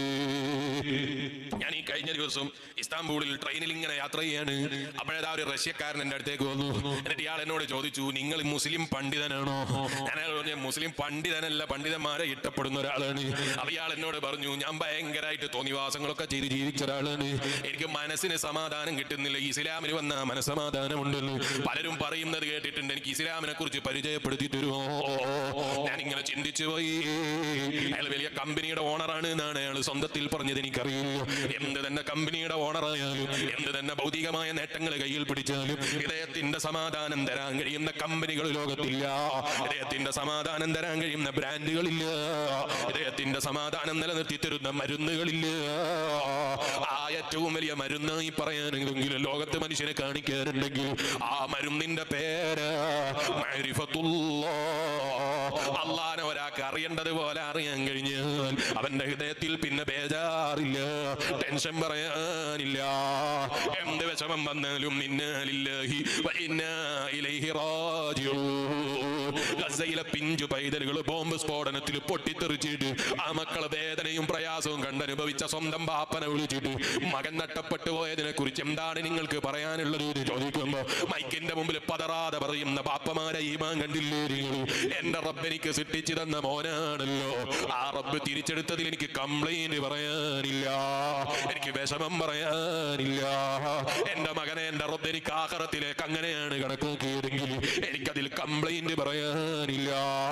ഇന്നാ ലില്ലാഹി വ ഇന്നാ ഇലൈഹി റാജിഊൻ. ഞാൻ ഈ സദസ്സിലേക്ക് നോക്കിയിട്ട് ഒരു ചെറുപ്പക്കാരനെ നിർത്തിയിട്ട് ഞാൻ പറയാണ്, മോനെ നീ നാളെ മരിച്ചു പോകും എന്നൊരാളോട്, ചെറുപ്പക്കാരനോട് ഞാൻ പറഞ്ഞാൽ, അള്ളാഹു കാത്തിരിച്ചിട്ട് നമുക്ക് അള്ളാഹു എല്ലാവർക്കും ദീർഘായുസ്സ് തരട്ടെ, അങ്ങനെ ഒരാളോട് പറഞ്ഞാൽ സദസ്സിൽ നമ്മളെല്ലാവരും പെട്ടെന്ന് എന്ത് ചിന്തിക്കും? പഠിച്ചോനെ ഇയാളെ വിവാഹം കഴിഞ്ഞിട്ടുണ്ടല്ലോ, ആ പെണ്ണ് വിധവയായി പോകില്ലല്ലോ അല്ലെ? അപ്പോഴും ചിന്തിക്കൂല, പഠിച്ചോനെ ഇവൻ നാളെ ഖബറിലേക്കാണല്ലോ പോകുന്നത് എന്ന് നമ്മളെ മനസ്സിൽ വരില്ല. ഉടനെ വരും, പഠിച്ചോനെ ഇയാളെ വിവാഹം കഴിഞ്ഞിട്ടുണ്ടോ, മക്കളുണ്ടോ, എത്ര മക്കളാണ്, അല്ലാ കല്യാണ പ്രായത്തെ കുട്ടികളുണ്ടോ, അല്ലാ ഇതൊക്കെ ആരാ പഠിച്ചവനെ കെട്ടിച്ചേക്കൽ? കണ്ടാ തോന്നും ഇവനാണ് ലോകത്തുള്ള എല്ലാരെയും കെട്ടിച്ചേക്കാൻ ഏൽപ്പിക്കപ്പെട്ട മലക്ക് തോന്നും, അതിന്റെ ഉത്തരവാദിത്തം മലക്കാണ് ഇവന് തോന്നും. പെട്ടെന്ന് നമ്മളെ മനസ്സിൽ ഓടി വരുന്ന ചിന്താഗതി അങ്ങനെയുള്ള ചിന്താഗതികളാണ്. അതേ സ്ഥാനത്ത് നിങ്ങളൊന്ന് ചിന്തിച്ചു നോക്കൂ, മരിക്കുന്നു എന്ന് പറയുമ്പോ പോലും നമ്മളെ മനസ്സിൽ വന്നില്ലല്ലോ, മുസ്ലിയാർ എണ്ണി പറഞ്ഞത് അയാളെയാണല്ലോ. നാളെ മുസ്ലിയാരെ പേര് നോട്ടീസിലുണ്ടെങ്കിൽ പോലും നാളെ മുസ്ലിയാർ ഉണ്ടാകുമെന്ന കാര്യത്തിൽ ഉറപ്പ് പറയാൻ നിർവാഹമില്ലല്ലോ. നമ്മളോട് ഒരാൾ നമ്മൾ പെട്ടെന്ന് മരിക്കുന്നു, നമ്മളെ മനസ്സിൽ എന്താ വരിക? പഠിച്ചോനെ എന്റെ മക്കൾ യതീമായി പോവല്ലോ, എന്റെ മക്കളൊക്കെ അപ്പൊ യതീമായി പോകും, ഭാര്യക്കാരുണ്ടാകും പഠിച്ചോനെ. അപ്പോൾ നമ്മൾ ചിന്തിക്കുന്നില്ല, പഠിച്ചോനെ ഞാൻ നാളെ മരിക്കുന്നല്ലേ പറഞ്ഞു, എന്റെ കൂടെ ആരുണ്ടാവും കബറിൽ? നമ്മളെ മനസ്സിൽ വരൂല. അള്ളാഹു നമ്മളെ നന്നാക്കി തരട്ടെ. നമ്മളെ ഹൃദയത്തിൽ വരുന്നത് ഭാര്യ എന്താക്കുന്നതാണ്. നമ്മളില്ലെങ്കിൽ ഭാര്യക്ക് അള്ളാഹു അതിനേക്കാൾ ഹൈറായ ജീവിതം ചിലപ്പോൾ കണക്കാക്കിയിട്ടുണ്ടാകാം. ലോകത്ത് അറിയപ്പെട്ട ബ്രാൻഡിന്റെ ഒരിടമുണ്ടായിരുന്നു, ബ്രാൻഡിന്റെ പേര് ഞാൻ പറയുന്നില്ല. ആ ബ്രാൻഡിന്റെ ഓണർ മരിച്ചത് എങ്ങനെയാണ് എന്നറിയോ? പുഴയിലേക്ക് ചാടിയിട്ട് ആത്മഹത്യ ചെയ്തിട്ടാണ് മരിച്ചത്. അയാൾ മരിച്ചപ്പോൾ അത് അതിന്റെ CEO ആയിട്ടോ അല്ലെങ്കിൽ MD ആയിട്ടോ അദ്ദേഹത്തിന്റെ ഭാര്യ നിറവിലേക്ക് വന്നു. കാര്യങ്ങൾ ഏറ്റെടുത്തപ്പോൾ ഇന്ന് കമ്പനി സ്റ്റേബിൾ ആയി പോയി എന്നാണ് പറയുന്നത്. ഭാര്യ കാര്യം ഏറ്റെടുത്തപ്പോൾ അത് റെഡിയായി പോയി എന്നാണ് പറയുന്നത്. അയാൾ തൂങ്ങി മരിച്ചത് എന്തിനാണ് എന്നറിയോ? ഈ കമ്പനി സ്റ്റേബിൾ ആക്കാൻ കഴിയൂല എന്ന് പേടിച്ചിട്ടാണ്. ഓ മോമിനായ മനുഷ്യ, നമുക്ക് കഴിയാത്തതൊക്കെയും കഴിവുള്ള റബ്ബല്ലേ, ലോകത്തിന്റെ മുഴുവനും അധിപനായ റബ്ബ്. നമുക്ക് എന്തിനെങ്കിലും കഴിവുണ്ട് എന്നുള്ള വിശ്വാസമുണ്ടോ? ഒന്നിനും കഴിയുന്നവനല്ല, ഒന്നിനും കഴിവുള്ളവനായി പറയാനുള്ളവൻ അല്ല. ചിലപ്പോൾ നമ്മളെ മരണമായിരിക്കും നമ്മളെ മക്കളുടെ ജീവിതം നന്നാകാൻ അള്ളാഹു കണക്കാക്കിയിരിക്കും. നമുക്ക് പറയാനറിയില്ല. അള്ളാഹു നമ്മളെ ജീവിതമൊക്കെ അള്ളാഹുവിന്റെ പൊരുത്തപ്പെട്ട നിലക്കുള്ള ആക്ടിവത്തിൽ നിന്നായുള്ളവന്റെ പൊരുത്തത്തിലുള്ള ഇഖ്ലാസിലുള്ള ജീവിതം അള്ളാഹു നമുക്ക് എല്ലാവർക്കും തരട്ടെ. പക്ഷേ നമ്മൾ പറയുമ്പോൾ നമ്മളെ മനസ്സിൽ തോന്നും, പഠിച്ചോനെ എന്റെ മോന്, എന്റെ ഭാര്യ, എന്റെ കുടുംബം, എന്റെ ജീവിതം, അവരെ ജീവിതം, ഇവരെ ജീവിതം ഒക്കെ നമ്മളെ മനസ്സിൽ വരും. അപ്പോഴും നമ്മളെ മനസ്സിൽ വരില്ല, പഠിച്ചോനെ അതൊക്കെ കഴിഞ്ഞ് അവർക്ക് ഏതായാലും ജീവിതം ബാക്കിയുണ്ട്, അവർക്ക് നന്നാകാൻ അവസരമുണ്ട്, ജീവിക്കാൻ അവസരമുണ്ട്, ആഹാരണ്ടാക്കാൻ അവസരമുണ്ട്, എല്ലാത്തിനും അവസരമുണ്ട്. എന്റെ ഒരു കാര്യം പഠിച്ചോനെ, ഞാനിപ്പോ പോവുകയാണല്ലോ, ഇത്രയും കാലം ഞാൻ എന്റെ മക്കൾ ഇത് ചിന്തിച്ചിട്ട് അവർക്ക് വേണ്ടതൊക്കെ ഉണ്ടാക്കി, എനിക്ക് വേണ്ടി ഞാൻ എന്തുണ്ടാക്കി എന്ന് ചിന്തിക്കാൻ നമുക്ക് കഴിയുന്നില്ല. ആ മനസ്സായാൽ ഹൃദയമാണെങ്കിൽ മഹാനായ ഇമാം റാസി റളിയല്ലാഹു അൻഹു പറയാണ്, അമ്മാ ഖൽബുൽ ജാഹിലി ഫഇന്നഹു ഖാലിൻ അൻ മഅരിഫത്തില്ലാഹി തആല. അവന്റെ ഹൃദയം അല്ലാഹുവിന്റെ മഅരിഫത്തിൽ നിന്ന് മാറി നിന്ന ഹൃദയമാണ്. ഫലാ ജറമ യസീറു മംലുഅൻ മിനൽ അഹ്സാനിൽ വാഖിയതി ബിസബബി മസായിബിദ് ദുനിയാ. അവനോട് ചോദിച്ചാൽ അവർ കുറെ പ്രശ്നങ്ങളാണ്, പ്രയാസങ്ങളാണ്, ബുദ്ധിമുട്ടാണ്. ചോദിച്ചാൽ അതേ പറയാനുള്ളത്, പഠിച്ചോനെ ആക്കിബത്ത് നന്നാകാൻ ദ്വാരക്കണമെന്നില്ല. ഒരു തങ്ങളെ കിട്ടിയാ പറയാനുള്ളത് തങ്ങളെ ആക്കിബത്ത് നന്നാകാൻ ദ്വാരക്കണമെന്നില്ല. സയ്യിദ് അവറുകളോട് പറയാനുള്ളത് കൊണ്ട് പറയാനുള്ളത് കൊണ്ട് എഴുതി കൊടുക്കാനുള്ളത്. ബ്രാൻഡ് നന്നാകാനാണ്, കച്ചവടം നന്നാകാനാണ്, ദുനിയാവ് റെഡിയാകാനാണ്, ദുനിയാവിന്റെ വിജയത്തിനാണ്. വേണ്ടാതെ ഞാൻ പറയുന്നില്ല റബ്ബനാ ആതിനാ ഫിദ്ദുനിയാ ഹസന വഫിൽ ആഖിറതി ഹസന വഖിനാ അദാബന്നാർ. ഖുർആൻ അത് പഠിപ്പിച്ചിട്ടില്ല എന്നല്ല പറഞ്ഞു. അതേ സ്ഥാനത്ത് ദുനിയാവ് നമുക്കെല്ലാം ഓർമ്മയുണ്ട്, പക്ഷേ മരണത്തെക്കുറിച്ച് ഓർമ്മിക്കുന്ന ഹൃദയങ്ങൾ കുറഞ്ഞു പോയി. മഹാനായ ഇമാം റാസി റളിയല്ലാഹു അൻഹു പറയാണ്, അങ്ങനെ അല്ലാഹുവിന്റെ മഅരിഫത്തിൽ നിന്ന് മാറി നിൽക്കുന്ന വിവരം കെട്ടവന്റെ ഹൃദയമാണോ ഫലാ ജറമ യസീറു മംലൂഅൻ മിനൽ അസ്സാനിൽ വാഖിയതി ബിസബബി മസായിബിദ് ദുനിയാ. ദുനിയാവിന്റെ മുസീബത്തുകളെ വിഷയത്തിൽ ടെൻഷൻ അടിക്കുന്ന ഹൃദയമല്ലാതെ അവന്റെ അടുക്കൽ ഹൃദയത്തെ കാണിക്കാനില്ല. അതേ സ്ഥാനത്ത് അല്ലാഹുവിനെ അറിഞ്ഞ് ജീവിക്കുന്ന ഹൃദയമാണെങ്കിലോ, റബ്ബിന്റെ പ്രീതി പ്രതീക്ഷിച്ച് ജീവിക്കുന്ന ഹൃദയമാണെങ്കിലോ, അതിനുവേണ്ടി സമർപ്പിത ബോധമുള്ള ഹൃദയമാണെങ്കിലോ, അല്ലാഹുവിന്റെ ഹബീബ് നബി മുഹമ്മദുർ റസൂലുള്ളാഹി സ്വല്ലല്ലാഹു അലൈഹി വസല്ലം തങ്ങൾ ഖുർആൻ ഓതിയിട്ട് നമ്മളോട് പറയാണ്, അലാ ബിദിക്രില്ലാഹി തത്മഇന്നുൽ ഖുലൂബ്. ഹൃദയങ്ങൾക്ക് സമാധാനം വേണോ? അല്ലാഹുവിന്റെ ദിക്റിലായി സമയത്തെ ചെലവഴിച്ചു, അവിടെ സമാധാനമുണ്ട്. ചെറുപ്പക്കാരെ, അല്ലാഹുവിനെ മറക്കുന്ന ജീവിതമാണോ? വമൻ അറള അൻ ദിക്രി ഫഇന്ന ലഹു മഈശതൻ ലൻകാ. പേരോടിന്റെ മകന്റെ വകയിലാണ് എന്ന് വിചാരിക്കരുത്. അല്ലാഹുവിന്റെ ഖുർആനിൽ ആയത്താണ് ഞാൻ ഓതിയത്. വമൻ അറള അൻ ദിക്രി, എന്റെ ദിക്റിൽ നിന്ന് ഒരാളകന്നു പോയാൽ അവനുണ്ടാകുന്ന പ്രതിഫലം ഖുർആൻ എടുത്തു പറയാണ്. ഫഇന്ന ലഹു മഈശതൻ ലൻകാ. അവന്റെ ഹൃദയത്തിന് സമാധാനമില്ല, സന്തോഷമുള്ള ജീവിതമില്ല, സമാധാനമുള്ള ജീവിതമില്ല. റബ്ബ് നമ്മളെ കാത്തു രക്ഷിക്കട്ടെ. പ്രവാസ ലോകത്ത് അധ്വാനിച്ച് ജീവിക്കുന്ന പല പ്രവാസികളും സംഭാവന കൊടുത്തിട്ടാണ് നമ്മളെ പള്ളിയിലെ ഉസ്താദിന്റെ സാലറി കൊടുത്തത്, അല്ലെ? മദ്രസയിലെ ഉസ്താദിന്റെ സാലറി കൊടുത്തത്. ഉസ്താദിന്റെ സാലറി നോക്കി ആ പ്രവാസ ലോകത്ത് നിന്ന് കിട്ടുന്നതിന്റെ 10% പോലും നീ കൊടുത്തിട്ടില്ല. വളരെ ചുരുങ്ങിയ സാലറിയാണ് ചിലപ്പോൾ നീ കൊടുക്കുന്നത്. പൊയ്യത്തെ പേരിൽ അങ്ങനെ ആകുമെന്ന് ഞാൻ വിചാരിക്കുന്നില്ല. ഇത്രയും വലിയ ഉറൂസ് നടത്തുന്ന സംവിധാനം ഉണ്ടെങ്കിൽ ഇവിടെ ഭയങ്കര സാലറിയാണ് എന്നാണ് ഞാൻ വിചാരിക്കുന്നത്. അള്ളാഹു അതിന് കമ്മിറ്റിക്കാർക്ക് തൗഫീഖ് നൽകട്ടെ. ഇരിക്കട്ടെ, ഞാൻ ഇടയ്ക്ക് ഓർമ്മ വന്നപ്പോൾ പറഞ്ഞു എന്ന് മാത്രം. ഞാൻ പറഞ്ഞു വന്നത്, നിങ്ങൾ ആലോചിച്ച് നോക്കണം, ഈമാനുള്ള മുഅ്മിനീങ്ങളെ.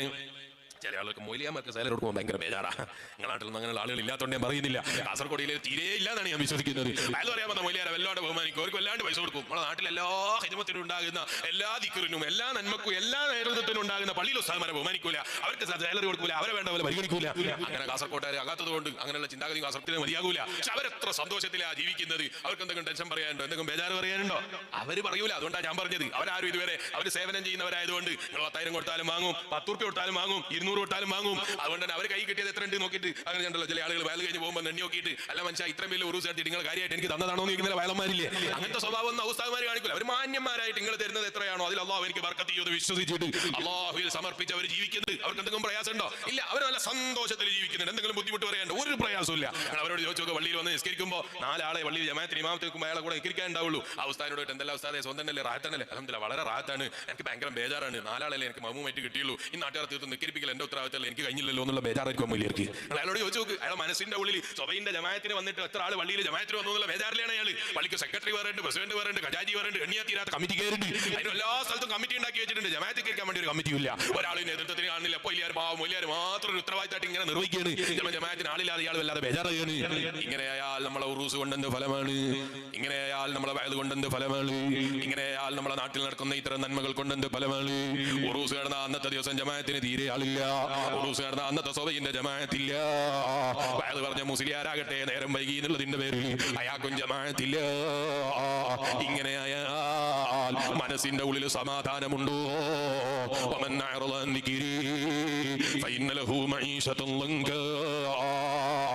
എന്റെ ദിക്റിൽ നിന്ന് അകന്നു പോകുന്നവനാണോ?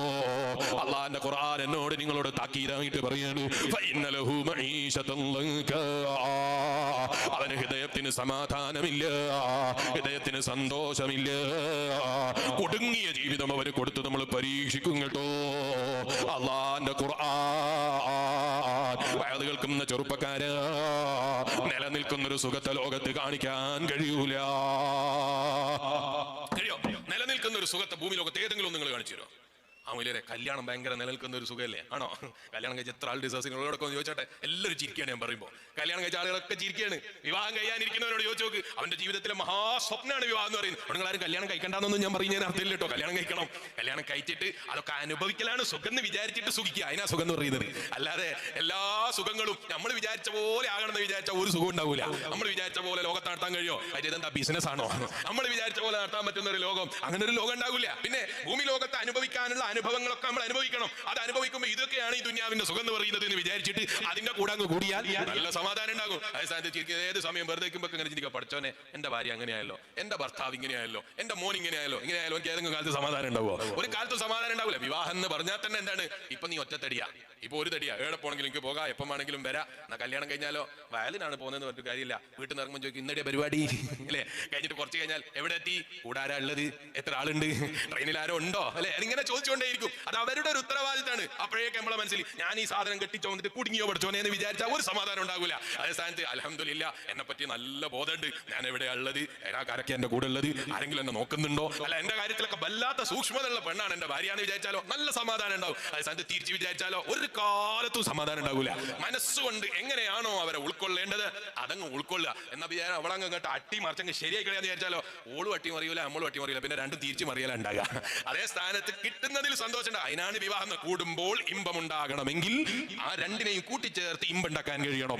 അവിടെയാണ് കുടുംബ ജീവിതത്തിലെ വിജയം എന്ന് പറയുന്നത്. കല്യാണം കഴിയുമ്പോൾ തന്നെ ആദ്യം തന്നെ ഓർപ്പിക്കണം, ഇതുവരെ എന്റെ തലവേദന നോക്കിയാൽ മതി. ഇനി നിക്കാഹ് കഴിഞ്ഞു, ഓളെ ഉപ്പ ഇതുവരെ ഏറ്റെടുത്ത തലവേദന എന്റെ തലയിലേക്ക് വെച്ചിരിക്കുകയാണ്. കബിൽ തുനിക്കാഹ എന്ന് പറഞ്ഞാൽ ഉപ്പ നിങ്ങൾ ഇതുവരെ ഓളെ തലവേദന ഏറ്റെടുത്ത ബാപ്പയാണ്, ഇനി ഞാൻ അവളെ ഭർത്താവാണ്. ചിലർ വിചാരിച്ചത് പടക്കം പൊട്ടിച്ച് അങ്ങനെ ആസ്വദിക്കാനുള്ളതാണ്. പടക്കം പൊട്ടിച്ചിട്ട് സ്റ്റേജിന്റെ മേലൊക്കെ ഡാൻസ് ചെയ്തിട്ട് ആഘോഷിച്ച് കളയാനുള്ളതാണ്. അല്ല, ഇത് നീ ഏറ്റെടുക്കാൻ പോവാണ്. ഇതുവരെ ആ ബാപ്പ ഏറ്റെടുത്ത തലവേദന, ഇതുവരെ ഉണ്ടായ ആ ബാപ്പ ഏറ്റെടുത്ത എല്ലാ വിഷമങ്ങളും സന്തോഷങ്ങളും പ്രയാസങ്ങളും എല്ലാം ഉണ്ടാവും. ജീവിതമാകുമ്പോൾ ഒരു കയറ്റം ഉണ്ടാവും, ഇറക്കം ഉണ്ടാവും, പ്രയാസം ഉണ്ടാവും, ബുദ്ധിമുട്ടുണ്ടാവും. ഇന്ന മഴ പറഞ്ഞു നിങ്ങൾക്ക് പ്രയാസം ഉണ്ടാവും, നല്ല സന്തോഷം ഉണ്ടാവും. രണ്ടും ഉൾക്കൊള്ളാനുള്ള മനസ്സ് ഏറ്റെടുത്ത് ആ കുടുംബത്തെയും കൂടെ ചേർത്ത് പിടിക്കാനുള്ള മനസ്സിനാണ് അങ്കഹത്തുക ബിന്തി എന്നവൾ പറയുന്നത്. ഇസ്ലാമിനെ ആക്ഷേപിക്കുന്ന ആളുകൾ പറയുന്ന വാക്ക് കേട്ടിട്ട് ഇസ്ലാമിന് ഒരിക്കലും നമുക്ക് തെറ്റിദ്ധരിക്കാൻ നിർവാഹമില്ല അല്ലെ? അങ്കഹത്തുക ബിന്തി എത്ര ഉസ്താദ്മാരുടെ സദസ്സിൽ ഒരു ബാപ്പ വിവാഹം ചെയ്തു കൊടുക്കുന്ന സമയത്ത് മകളെ മകളുടെ ഭർത്താവിനെ ഇരുത്തിയിട്ട് വലിയ പറയാണ് അങ്കഹത്തുക ബിന്തി, ഞാൻ എന്റെ മോളെ നിങ്ങൾക്ക് വിവാഹം ചെയ്ത് ഇണയാക്കി കൂട്ടിച്ചേർത്ത് തന്നു എന്ന് എത്ര വട്ടം പറയണം? അറബി പറഞ്ഞാൽ പോരെ? നിക്കാഹാകാൻ അറബി പറഞ്ഞാൽ പോരെ? അറബിയിൽ ഭാഷ മനസ്സിലാകുന്ന ആളാണ്, അറബി പറഞ്ഞാൽ മതി. അങ്ങനെ ഈ അറബിയിൽ പറഞ്ഞ് അവർക്ക് ഒന്നുകൂടി ബോധ്യപ്പെട്ട് ഉറപ്പുവരുത്താൻ വേണ്ടി നമ്മൾ മലയാളം കൂടി പറയുന്നു. ഒരൊറ്റ വട്ടം പറഞ്ഞാൽ തന്നെ അവിടെ നിക്കാഹ് സംഭവിച്ചു. ആര് വേണം? രണ്ട് സാക്ഷി വേണം. കാണുന്നവരൊക്കെ പെൺകുട്ടിയുടെ കൊപ്പാനെ പിടിച്ചിട്ട് ഞാൻ എന്റെ മോളെ കെട്ടി എന്ന് പറഞ്ഞാൽ ശരിയാവില്ല. രണ്ട് സാക്ഷികളെ നിർത്തിയിട്ട് വിവാഹം നടക്കണം. അപ്പൊ എന്തായി? നിക്കാഹായി. എന്നാ പിന്നെ അത് ഒഴിവാക്കണമെങ്കിലോ ഒരു വട്ടം പറഞ്ഞാൽ കിട്ടുന്ന സാധനം ഒഴിവാക്കണേ 3 വട്ടം പറയണം. ഇപ്പൊ ചില ആളുകൾ മുത്തലാഖ് എന്ന് പറഞ്ഞില്ലേ, എന്തെന്നായി പറയുന്നത് നോക്കിയെന്ന് അറിയില്ല. മുത്തലാഖ് എന്ന് പറഞ്ഞാൽ 3 പ്രാവശ്യം തലാഖിലാണെന്നായി പറയുന്നത്. നിങ്ങൾ ഏതെങ്കിലും മറക്കാരാണെങ്കിൽ, ചിലപ്പോൾ വേറെ ഏതെങ്കിലും വിശ്വാസം ഇല്ലാത്തവരാണെങ്കിൽ എനിക്ക് എന്നെ വേണ്ട രീതി പറഞ്ഞ് വളരെ വീട്ടിൽ കൊണ്ടാക്കിയാൽ ചിലപ്പോൾ തീരും. ഇസ്ലാമിൽ അങ്ങനെയൊന്നും തീരൂല. ഇസ്ലാം കെട്ടിക്കഴിഞ്ഞാൽ 3 പ്രാവശ്യം തലാഖ് ചൊല്ലിയിട്ട് വേർപിരിഞ്ഞാലേ മുത്തലാഖ് എന്ന് പറഞ്ഞാൽ ആരാണ്? അല്ല നിങ്ങൾ വിചാരിക്കേണ്ട എന്തോ മുട്ടായിട്ടാണ് ഇത്. ചില ആളുകൾ വിചാരിച്ച ഇസ്ലാമിലുള്ള എന്തോ ഒരു പൂവിന്റെ പേരോ മറ്റെന്തോ ആണ്. എന്ത് ഇസ്ലാമിനെ ഇങ്ങനെ വൈദ്യാണ് ചില ആൾ. മുത്തലാഖ് ഭയങ്കര മതാണ്. ഇപ്പൊ അടുത്തൊരു മുസ്ലിം തട്ടായിട്ട് ഒരു പെൺകുട്ടി പറയാണ് ഇസ്ലാമിലെ മുത്തലാഖിലെ നിയമമൊക്കെ മാറ്റേണ്ട കാലം കഴിഞ്ഞു. നിങ്ങൾ നോളെ വിളിച്ചു വെച്ചോ എന്തായി മുത്തലാഖ് എന്ന് പറഞ്ഞാൽ ഓള് വിചാരിച്ചെന്തോ വേറെന്തോ ഇൻസ്റ്റാഗ്രാമിൽ പറയുമ്പോൾ എന്തോ ഒരു സാധനം ഇസ്ലാമിൽ ഉണ്ടാക്കിയ സാധനമാണ്. ഈ മുത്തലാഖ് എന്ന് പറഞ്ഞാൽ എന്താണ് എന്ന് തിരിയാതെ ഇസ്ലാമിനെ ആക്ഷേപിക്കുകയാണ്. മുത്തലാഖ് എന്ന് പറഞ്ഞാൽ ഒരു വട്ടം പറഞ്ഞ് നിനക്ക് 2 സാക്ഷികളെ നിർത്തിയിട്ട് കൂട്ടിച്ചേർത്ത് തന്ന ഭർത്താവിന് അവന്റെ തോന്നിവാസം അനുസരിച്ച് എന്തെങ്കിലും നാവുകൊണ്ട് പറയുമ്പോഴേക്ക് പിരിയുന്ന അതല്ല വിവാഹം എന്ന് പറയുന്നത്. 3 വട്ടം നിന്നെ തലാഖ് ചൊല്ലി എന്ന് പറഞ്ഞ് ഒരു നിലക്ക് നിന്റെ കൂടെ ജീവിക്കാൻ പറ്റില്ല എന്ന് പറഞ്ഞു ഒഴിവാക്കുന്ന ബന്ധത്തിനാണ് ആ ബന്ധത്തിന് മുത്തലാഖ് എന്ന് പറയും. എന്താണ് നിങ്ങൾ വേറെ പറയുന്നത് കേട്ടാ തോന്നും തൊല്ലിക്കൂ എന്ന് പറഞ്ഞിട്ട് ഹദീസ് ഉണ്ട് തോന്നും. വിവാഹം കഴിക്കാൻ വേണ്ടി ഇസ്ലാമിൽ ഒരുപാട് പ്രോത്സാഹിപ്പിച്ച ഹദീസുകളുണ്ട് അല്ലേ? ഒരുപാട് പ്രോത്സാഹനം നൽകിയ ഹദീസുകളുണ്ട്. യാ മഅ്ശറ ശബാബ്, യുഫാക്കളേ എന്ന് ഖുർആനിലെ ഹബീബായ നബി സല്ലല്ലാഹു അലൈഹി വസല്ലം വിളിച്ചിട്ട് പറയുന്നത് യാ മഅ്ശറ ശബാബ് മൻ ഇസ്തതാഅ മിൻകുമുൽ ബഅത ഫല്യതസവ്വജ്. നിങ്ങൾ വിവാഹം കഴിക്കണം എന്ന് പറഞ്ഞു. അതുകൊണ്ട് പോലെ നബി സല്ലല്ലാഹു അലൈഹി വസല്ലം നിർത്തിയില്ല. വിവാഹത്തിന്റെ ബഹുമാനം പറയുന്ന കൂട്ടത്തിൽ നബി സല്ലല്ലാഹു അലൈഹി വസല്ലം പറഞ്ഞു ഫഖദ് അഹറസ ബിസുൽസൈ ദീനി, നിങ്ങളുടെ ദീനിന്റെ 1/3 ഭാഗം നിങ്ങൾ സൂക്ഷിക്കുന്ന സൂക്ഷിപ്പുകാരനാകാൻ ആ ഒരൊറ്റ നിക്കാഹ് മതിയായി നബി മുഹമ്മദ് റസൂലുള്ളാഹി സല്ലല്ലാഹു അലൈഹി വസല്ലം പറഞ്ഞു. ഞാൻ നീട്ടിക്കൊണ്ടു പോകുന്നില്ല, നിർത്തുകയാണ്. അപ്പൊ ഞാൻ പറഞ്ഞു വന്നത് ഈ മുത്തലി തൊലാഖിനെയാണ് എത്ര ആളുകൾക്കിടയിൽ എത്ര മോശമായിട്ടാണ് ചില ആളുകൾ ചിത്രീകരിക്കുന്നത്. ഇതാണോ തൊലാഖ്? ഇസ്ലാം പഠിപ്പിച്ച തൊലാഖ്? ഇസ്ലാം തൊലാഖിനെ പറഞ്ഞിട്ടുണ്ട്. മറ്റു മതക്കാരോ ഈ അടുത്തൊരു ചങ്ങാതി ഭയങ്കരമായിട്ട് തൊലാഖിനെ വിമർശിക്കുന്നു. ഇപ്പൊ ഞാൻ ഇവനെ പറ്റി ഒന്ന് അന്വേഷിച്ച് നോക്കി. നോക്കുമ്പോ 1 കെട്ടി ഒഴിവാക്കി, 2 കെട്ടി ഒഴിവാക്കി. നമ്മളൊന്നും ജീവിതത്തിൽ ഇന്ന് വരെ ഒഴിവാക്കണം എന്ന് ആലോചിച്ചിട്ടുണ്ട്. അല്ലാഹു കാത്തിരക്ഷിക്കട്ടെ. മുഅ്മിനീങ്ങളെ കാമ്യം പറയാണ്, ഒരു കാര്യം ഒഴിവാക്കണം എന്നുള്ള ഒരു ചിന്ത ആർക്കില്ല. ഈ കോയ 1 കെട്ടി എന്നിട്ട് ഒഴിവാക്കി, 2 കെട്ടി എന്നിട്ട് ഒഴിവാക്കി. ഇവനാണ് സ്റ്റേജിന്റെ വിലക്കായിട്ട് ഇസ്ലാമിന് മുത്തലാഖ് എന്ന് പറഞ്ഞൊരു സാധനം ഉണ്ട് എന്ന് പ്രസംഗിക്കുകയാണ്. ഞാനിങ്ങനെ അത്ഭുതപ്പെട്ടു പോയി. ഇവനൊക്കെ സ്റ്റേജിൽ കയറ്റി ഇവനെ പിടിച്ചടിക്കണ്ടേ? നിങ്ങൾ ആലോചിച്ച് നോക്ക്. മുത്തലാഖിനെ പറ്റി പറയുന്നവൻ 2 ഒഴിവാക്കിയിട്ടാണ് പറയുന്നത്. മുത്തലാഖ് എന്ന് പറഞ്ഞാൽ ഇസ്ലാമിൽ അങ്ങനെ കെട്ടടോ ഒഴിവാക്കടോ ഏത് ഹദീസിലുള്ളത്? ഏതെങ്കിലും ഹദീസ് കാണിച്ചോ? കെട്ടു മുഅ്മിനീങ്ങളെ എന്നിട്ടൊന്ന് ഒഴിവാക്കിയിട്ട് വിജയം കൈവരിക്കുന്ന ഒരു ഹദീസ് ഉണ്ടോ? പോയിട്ട് നിങ്ങൾക്ക് തൊലാഖ് ചൊല്ലിയ സുഖം കിട്ടുന്ന ഒരു ഹദീസ് കാണിച്ചു തരുമോ? നിങ്ങൾ തൊലാഖിലാണ് സുഖം എന്ന് പറഞ്ഞ ഹദീസ് കാണിച്ചു തരുമോ? നിങ്ങൾ ഏതെങ്കിലും ഒരു ഹദീസ് ലൈഫായ ഹദീസ് നിങ്ങൾ കിട്ടാനുണ്ടോ? എന്റെ വകയിൽ നിങ്ങൾ അറബി എഴുതി കൊണ്ടുവരണം കേട്ടോ. അങ്ങനെ ഒരു ഹദീസ് പോലും ഇല്ല. എന്നിട്ട് നബി സല്ലല്ലാഹു അലൈഹി വസല്ലം തങ്ങൾ ഇത്ര ശുദ്ധിയോടുകൂടെ പവിത്രമായി പഠിപ്പിച്ച നിക്കാഹിന് കാർമികത്വം നിർവഹിക്കുന്ന ആളുകൾക്ക് പോലും ഈ ഇസ്ലാമിൽ എത്രത്തോളം ബഹുമാനം കൽപ്പിച്ചു എന്ന് ഞാൻ പറഞ്ഞത്. ഞാനിപ്പോഴേക്ക് വിശദമായി കിടക്കുന്നില്ല. 2 സാക്ഷികൾ വേണമെന്നാ പറഞ്ഞത്. ഏതെങ്കിലും അങ്ങാടി കാണുന്നവന്റെ കൈ പിടിച്ചിട്ട് ഇന്ന മോളെ ഞാൻ കെട്ടിയിരിക്കുന്നു, നിനക്ക് കെട്ടിച്ചു തന്നിരിക്കുന്നു, നീ പോയിക്കോ, ഞാൻ അവളെ നോക്കിക്കൊള്ളാന്ന് പറഞ്ഞാലും വിവാഹകുൽ ഇസ്ലാമില് വളരെ പവിത്രതയോടുകൂടിയും ചാരിത്ര ശുദ്ധിയോടുകൂടിയും സൂക്ഷിക്കേണ്ട ഒരു വലിയ പവിത്രമായ കർമ്മമാണ് വിവാഹം. ആ വിവാഹത്തിന് 3 പ്രാവശ്യം ചൊല്ലിയിട്ട് ഒഴിവാക്കിയാലേ ഒഴിവാകൂ എന്ന് പറഞ്ഞു ഇസ്ലാമിനെ. ഇവൻ 2 കെട്ടിയിട്ട് 2 ഒഴിവാക്കിയിട്ട് 3ാമത്തെ കെട്ടേണ്ട ആലോചനയില്ല. എന്നിട്ട് ഇവൻ പറയാണ് മുത്തലാഖ് പഠിപ്പിച്ച മതാണ്. എന്ത് അവകാശമുള്ളത് ഇവനിത് പറയാന്? നിങ്ങൾ ആലോചിച്ച് നോക്ക്. തൊലാഖിനെ ഇസ്ലാം പരിചയപ്പെടുത്തിയത്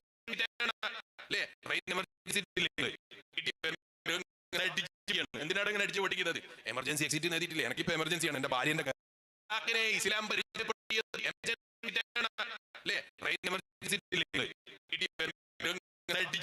എന്തിനാണ് ഇങ്ങനെ അടിച്ചു പൊട്ടിക്കുന്നത്? Emergency exit നേടിയിട്ടില്ലേ? എനിക്കിപ്പോ എമർജൻസിയാണ്, എന്റെ ഭാര്യന്റെ കേൾക്കാനാകുന്നില്ല. അങ്ങനെ പുറപ്പെട്ടിച്ചാൽ ട്രെയിനുകാരൻ വെറുതെ വിടുവോ? ബസ്സിൽ എമർജൻസി എക്സിറ്റ് കണ്ടില്ലേ നിങ്ങൾ?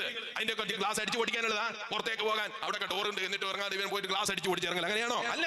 എമർജൻസി എക്സിറ്റ് എന്ന് പറഞ്ഞാൽ നിർവാഹം ഇല്ലെങ്കിൽ ഇറങ്ങാനുള്ള വഴിയാണ്. അതുപോലെ ഇസ്ലാം ഒരു മനുഷ്യന്റെ കുടുംബത്തിൽ ജീവിതത്തിൽ മനസ്സമാധാനം നഷ്ടപ്പെടുന്നതായി അവന്റെ വിവാഹം മാറുന്നുണ്ടെങ്കിൽ അങ്ങനെ മാറുന്ന അവസരങ്ങൾ നമ്മൾ കണ്ടിട്ടില്ലേ? അല്ലെ? 4 മക്കൾ എന്നിട്ട് പറയാണ് എനിക്ക് ഓനെ വേണ്ട. കണ്ടിട്ടില്ലേ? അല്ലാഹു കാത്തിരക്ഷിക്കട്ടെ. 3 മക്കളുണ്ട് എന്നിട്ട് പെണ്ണ് പറയാണ് ഓ ഇതുവരെ എന്നെ സ്നേഹിച്ചിട്ടില്ല. അതുവരെ സ്നേഹമൊക്കെ കിട്ടിയിട്ടുണ്ട്, ഇന്നലെ മനസ്സ് മാറിപ്പോയതാണ്. അപ്പൊ ചിലപ്പോ ഇവനിക്ക് രക്ഷപ്പെടേണ്ടി വരും, ചിലപ്പോ അവർക്ക് രക്ഷപ്പെടേണ്ടി വരും. അതിനും ഇസ്ലാമിന് ഫസ്ഖ് എന്ന് പറഞ്ഞിട്ട് ഇസ്ലാമിലുണ്ട്. ഇതൊന്നും അറിയില്ല, എന്താണ് നിയമമൊന്നും ഫസ്ഖും അറിയില്ല, തൊലാഖും അറിയില്ല, മുത്തലാഖും അറിയില്ല, 2 ലാഖും അറിയില്ല, 1 ലാഖും അറിയില്ല. പിന്നെ അങ്ങ് പറയുന്ന ഇസ്ലാമിനെതിരെ. ഇത്തരം ആളുകളെ വാക്ക് കേട്ടിട്ട് ഒരിക്കലും നമ്മൾ ഇസ്ലാമിനെ തെറ്റിദ്ധരിക്കുന്നവരാകരുത്. ഇരിക്കട്ടെ, ഞാൻ ഇടയ്ക്ക് ഓർമ്മ വന്നപ്പോൾ പറഞ്ഞു എന്ന് മാത്രം. ഈമാനുള്ള ഹൃദയങ്ങൾക്ക് സമാധാനം വേണമെങ്കിൽ മഹാനായ ഇമാം റാസി റളിയല്ലാഹു അൻഹു പറയാണ്, അല്ലാഹുവിനെ അറിയുന്ന ഹൃദയമുണ്ടോ അവന്റെ മനസ്സിന് സമാധാനം തന്നെ. ഞാൻ ബാപ്പനോട് പറഞ്ഞു, നമ്മളെ നാടുകളിൽ ഇതുപോലെ പുതിയ ജനറേഷനുള്ള ചില ചെറുപ്പക്കാർ ഭൗതികമായ സുഖത്തിലങ്ങ് ഏർപ്പെട്ടു പോയപ്പോൾ അവരറിയാതെ ദീനിൽ നിന്ന് അകന്നുപോയി, ടെൻഷന്റെ ലോകത്ത് ജീവിക്കുകയാണിപ്പോ. അങ്ങനെ നിങ്ങൾ സോഷ്യൽ മീഡിയ നോക്കിയാൽ ഇപ്പൊ ഒരു വിഭാഗത്തെ കാണാം. അവരുടെ പരിപാടി എന്താണ് എന്നറിയോ? ടെൻഷൻ നീക്കി കൊടുക്കലാണ്. ഇതിന്റെ പേരിൽ കുറെ ആണിനെയും പെണ്ണിനെയും ഒരുമിച്ച് കൂട്ടിയിട്ട് ആരുമില്ലാത്ത വിജനപ്രദേശത്ത് കൊണ്ടുപോയി 2 കണ്ണും കെട്ടിയിട്ടിട്ട് മക്കളെ നിങ്ങൾക്ക് ടെൻഷനാണോ? ടെൻഷൻ മാറ്റി തരാം, കണ്ണടച്ച് വെച്ചോളൂ എന്ന് പറഞ്ഞിട്ട് പല ട്രീറ്റ്മെന്റും ചെയ്യുന്ന ആളുകളെ കണ്ടിട്ടില്ലേ നിങ്ങൾ? ഓ മുസ്ലിം ചെറുപ്പക്കാരി, അത് കേൾക്കുന്ന ചെറുപ്പക്കാരികളായ പെങ്ങന്മാരി, ഇതിലൊന്നും മനസമാധാനം കിട്ടൂല. അന്നേരം ചിലപ്പോ അവന്റെ ബടായി കേട്ടിട്ട് അല്ലെങ്കിൽ അവന്റെ കോമഡി കേട്ടിട്ട് ആ കോമഡിയിൽ ലയിച്ചു പോകുമ്പോ ആ സമയം ചിലപ്പോ തൽക്കാലമായ എന്തോ ഒരു മാനസികമായ ഒരു സുഖം ചിലപ്പോൾ നിനക്ക് ലഭിച്ചിട്ടുണ്ടാകാം. അതേ സ്ഥാനത്ത് മനസ്സിന്റെ സമാധാനം കിട്ടണോ? ഹൃദയങ്ങൾക്ക് സമാധാനം വേണോ? അല്ലാഹുവിലേക്ക് തിരിക്കുന്നൊരു മനസ്സ് കയ്യിലുണ്ടെങ്കിൽ, അല്ലാഹുവിലേക്ക് തിരിച്ചു കൊടുക്കാൻ കഴിയുന്നൊരു ഹൃദയമുണ്ടെങ്കിൽ അവന്റെ മനസ്സിന് സമാധാനം തന്നെ. എവിടെയും പരാജയപ്പെട്ടു പോകൂല, എവിടെയും തോറ്റുപോകൂല. എങ്ങനെയുള്ള സമാധാനമാണ്, എങ്ങനെയുള്ള ദിക്റാണ്? എന്റെ ചെറുപ്പക്കാരെ എഴുന്നേറ്റ് നിന്നോ, ദൂരെ നിൽക്കുന്ന വിശ്വാസികൾക്കൊന്ന് മജ്ലിസിലേക്ക് വന്നു. നമുക്ക് റബ്ബിനോട് ദുആ ചെയ്തങ്ങ് പിരിയണം. അല്ലാഹ് ഞങ്ങളെ മജ്ലിസ് ദുആക്ക് ഇജാബത്തുള്ള മജ്ലിസായി നീ ഞങ്ങളിൽ നിന്ന് കബൂലാക്കി തരണേ അല്ലാഹ്. പ്രായം തന്ന ഉപ്പാപ്പമാർ അവിടെ ഇരുന്നോ, റബ്ബേ ഞങ്ങളെ ഈ മജ്ലിസ് നീ ഞങ്ങളിൽ നിന്ന് സ്വീകരിക്കണേ അല്ലാഹ്. വഅദ് കേൾക്കുന്ന വിശ്വാസികളെ, ഹൃദയത്തിന് മനസ്സമാധാനം വേണോ? ഹൃദയത്തിന് സുഖം കിട്ടണോ? ലോകത്ത് ഹൃദയങ്ങൾക്ക് സമാധാനം നൽകാൻ കഴിയുന്ന ഒരു സുറ്റാവുണ്ടെങ്കിൽ ആ സുറ്റാവിന്റെ പേര് അല്ലാഹ്. ആ റബ്ബിന്റെ പേര് ഹൃദയത്തിൽ തട്ടുന്ന രൂപത്തിൽ, ഓ എന്റെ ഈമാനുള്ള വിശ്വാസികളെ, ഹൃദയത്തിൽ തട്ടിയിട്ട് നിങ്ങൾ അല്ലാഹനെ വിളിച്ചു. ആ വിളിക്ക് കിട്ടുന്നൊരു സമാധാനം, ആ വിളിക്ക് കിട്ടുന്നൊരു സന്തോഷം ലോകത്ത് ഒരു ശാസ്ത്രത്തിനും തരാൻ കഴിയൂല, ലോകത്തൊരു സൃഷ്ടിക്കും തരാൻ കഴിയൂല, ലോകത്തൊരു മനുഷ്യനും തരാൻ കഴിയൂല. അതിനെന്ത് വേണമെന്നാ പറഞ്ഞത്? അല്ലാഹുവിന്റെ ദിക്റിലായുള്ള ജീവിതം വേണം. ആ റബ്ബിന്റെ ദിക്റിലായുള്ള മനസ്സ് റബ്ബിന് കൊടുത്തുള്ള, റബ്ബിന്റെ പൊരുത്തം പ്രതീക്ഷിച്ചുള്ള ഹൃദയത്തെ സമ്പാദിക്കുന്നവനാണോ? ഇമാം ഖറാസി റളിയല്ലാഹു അൻഹു പറയാണ്, മുൻശരിഹും ബിനൂരി മഅരിഫത്തില്ലാഹ്, ഈമാൻ കൊണ്ട് നിറഞ്ഞ, അല്ലാഹുവിന്റെ മഅരിഫത്ത് കൊണ്ട് നിറഞ്ഞ ഹൃദയമുണ്ടല്ലോ, ആ ഹൃദയങ്ങൾക്ക് ഒരു കാലത്ത് ലം യത്തസിലിൽ അഹ്സാൻ, ടെൻഷൻ അടിക്കാൻ അവരുടെ ഹൃദയങ്ങളിൽ സ്ഥലമുണ്ടാകൂല,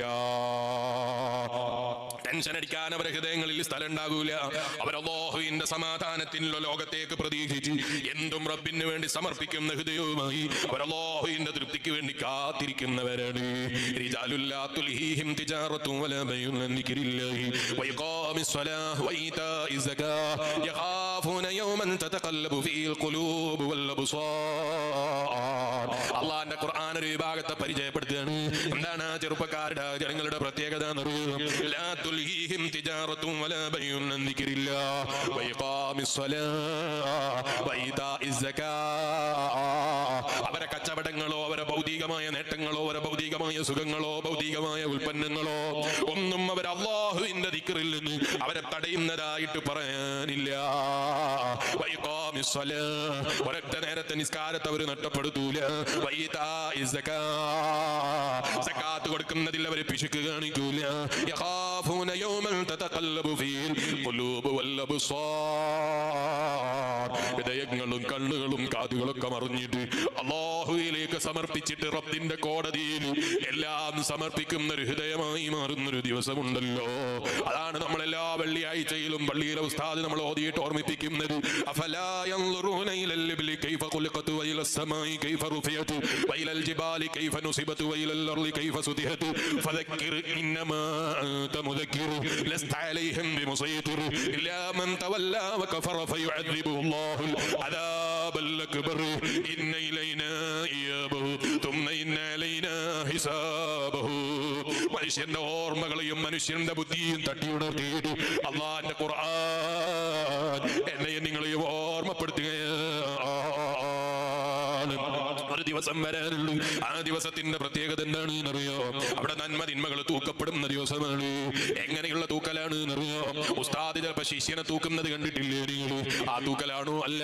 കാരണം ഉസ്താദിന്റെ മുമ്പിൽ ചിലപ്പോൾ കളവ് പറഞ്ഞ് താൽക്കാലികമായി രക്ഷപ്പെടാൻ കഴിഞ്ഞേക്കും. പോലീസുകാരൻ തട്ടിക്കൊണ്ടുപോയിട്ട് വിചാരണ ചെയ്യുമ്പോ കളവ് പറഞ്ഞ് നീതിയാന്യായങ്ങൾ പുലർത്തിയിട്ട് ന്യായമായി ചിത്രീകരിച്ച് തൽക്കാലം ചിലപ്പോൾ രക്ഷപ്പെടാനുള്ള വഴികൾ ഉണ്ടാക്കിയാൻ കഴിഞ്ഞേക്കും. പക്ഷേ ലോകത്തിന്റെ മുഴുവനും അധിപനായ റബ്ബില്ലേ, ആ റബ്ബിന്റെ കോടതിയിൽ എന്നെയും നിന്നെയും ഒരുമിച്ച് കൂട്ടുന്ന സമയത്ത് അതാ പരിശുദ്ധ ഖുർആൻ എന്നോട് നിങ്ങളോട് ഓർമ്മിപ്പിക്കുകയാണ്. അവിടെ നിനക്കെതിരെ സാക്ഷി പറയാൻ വരുന്നത് നിന്റെ അയൽവാസിയാണോ? അല്ല, നിന്റെ ഭാര്യയാണോ? നിന്റെ ഭർത്താവാണോ? നിന്റെ വാപ്പയാണോ? നിന്റെ മക്കളാണോ? നിന്റെ പാർട്ണറാണോ? കൂട്ടുകാരനാണോ? സഹപാഠിയാണോ? സഹചാരിയാണോ? സഹപ്രവർത്തകനാണോ? അല്ല അല്ല. വതുകല്ലിമുനാ അയ്ദീഹിം വതശ്ഹദു അർജുലുഹും ബിമാ കാനൂ യക്സിബൂൻ. കൈകാലുകൾ സംസാരിക്കുന്നൊരു ലോകമില്ലേ? കൈകാലുകൾ സാക്ഷി പറയുന്നൊരു ലോകമില്ലേ? ഒരു നിലക്കും രക്ഷപ്പെടാൻ കഴിയാത്ത ലോകം. ഞാനത് പിടിച്ചിട്ടില്ല എന്ന് പറയുമ്പോ കൈ പറയുന്നു, ഇല്ല റബ്ബേ, ഈ കൈ കൊണ്ടാണ് അവൻ പിടിച്ചത്, അവർ കള്ളം പറയണേ. നിന്റെ സ്വന്തം കൈ നിനക്കെതിരെ സംസാരിക്കുന്നൊരു ലോകം. പോരാ, ആ കോടതിയിൽ നിന്റെ സ്നാവിന് സംസാരിക്കാനുള്ള കേൾപ്പില്ലാതെ പോയി. അവയവങ്ങളാകുന്ന അവയവങ്ങൾ മുഴുവനും നിനക്കെതിരെ പ്രതി സംസാരിക്കുന്നൊരു ലോകമില്ലേ? ആ ലോകത്തൊരുമിച്ച് കൂട്ടിയിട്ട് എന്നെയും നിന്നെയും വിചാരണ ചെയ്യുന്ന റബ്ബോ, എന്തെങ്കിലും തൽക്കാലമുള്ള ന്യായങ്ങൾ പറഞ്ഞ് രക്ഷപ്പെടാൻ കഴിയുന്ന അറിവിന്റെ ഉടമസ്ഥനാണോ അവൻ? അല്ല. അല്ലാമുൽ ഗുയൂബായ അല്ലാഹ്, അവൻ അറിയാത്തതില്ല, അവൻ കാണാത്തതില്ല, അവൻ കേൾക്കാത്തതില്ല. ആ റബ്ബിന്റെ മുന്നിൽ എന്നെയും നിന്നെയും കൊണ്ടുപോയി നിർത്തിയിട്ട് റബ്ബിന്റെ ഒരു വിചാരണയില്ലേ? അവിടെ രക്ഷപ്പെടാനുള്ള വഴികളോ? അല്ലാഹുവിന്റെ ഖുർആൻ എന്നോട് നിന്നോട് പറയാണ്, ആ ദിവസത്തെ കുറിച്ച് യഖാഫൂന യൗമൻ തതഖല്ലബു ഫീഹിൽ ഖുലൂബ് വൽ അബ്സാർ.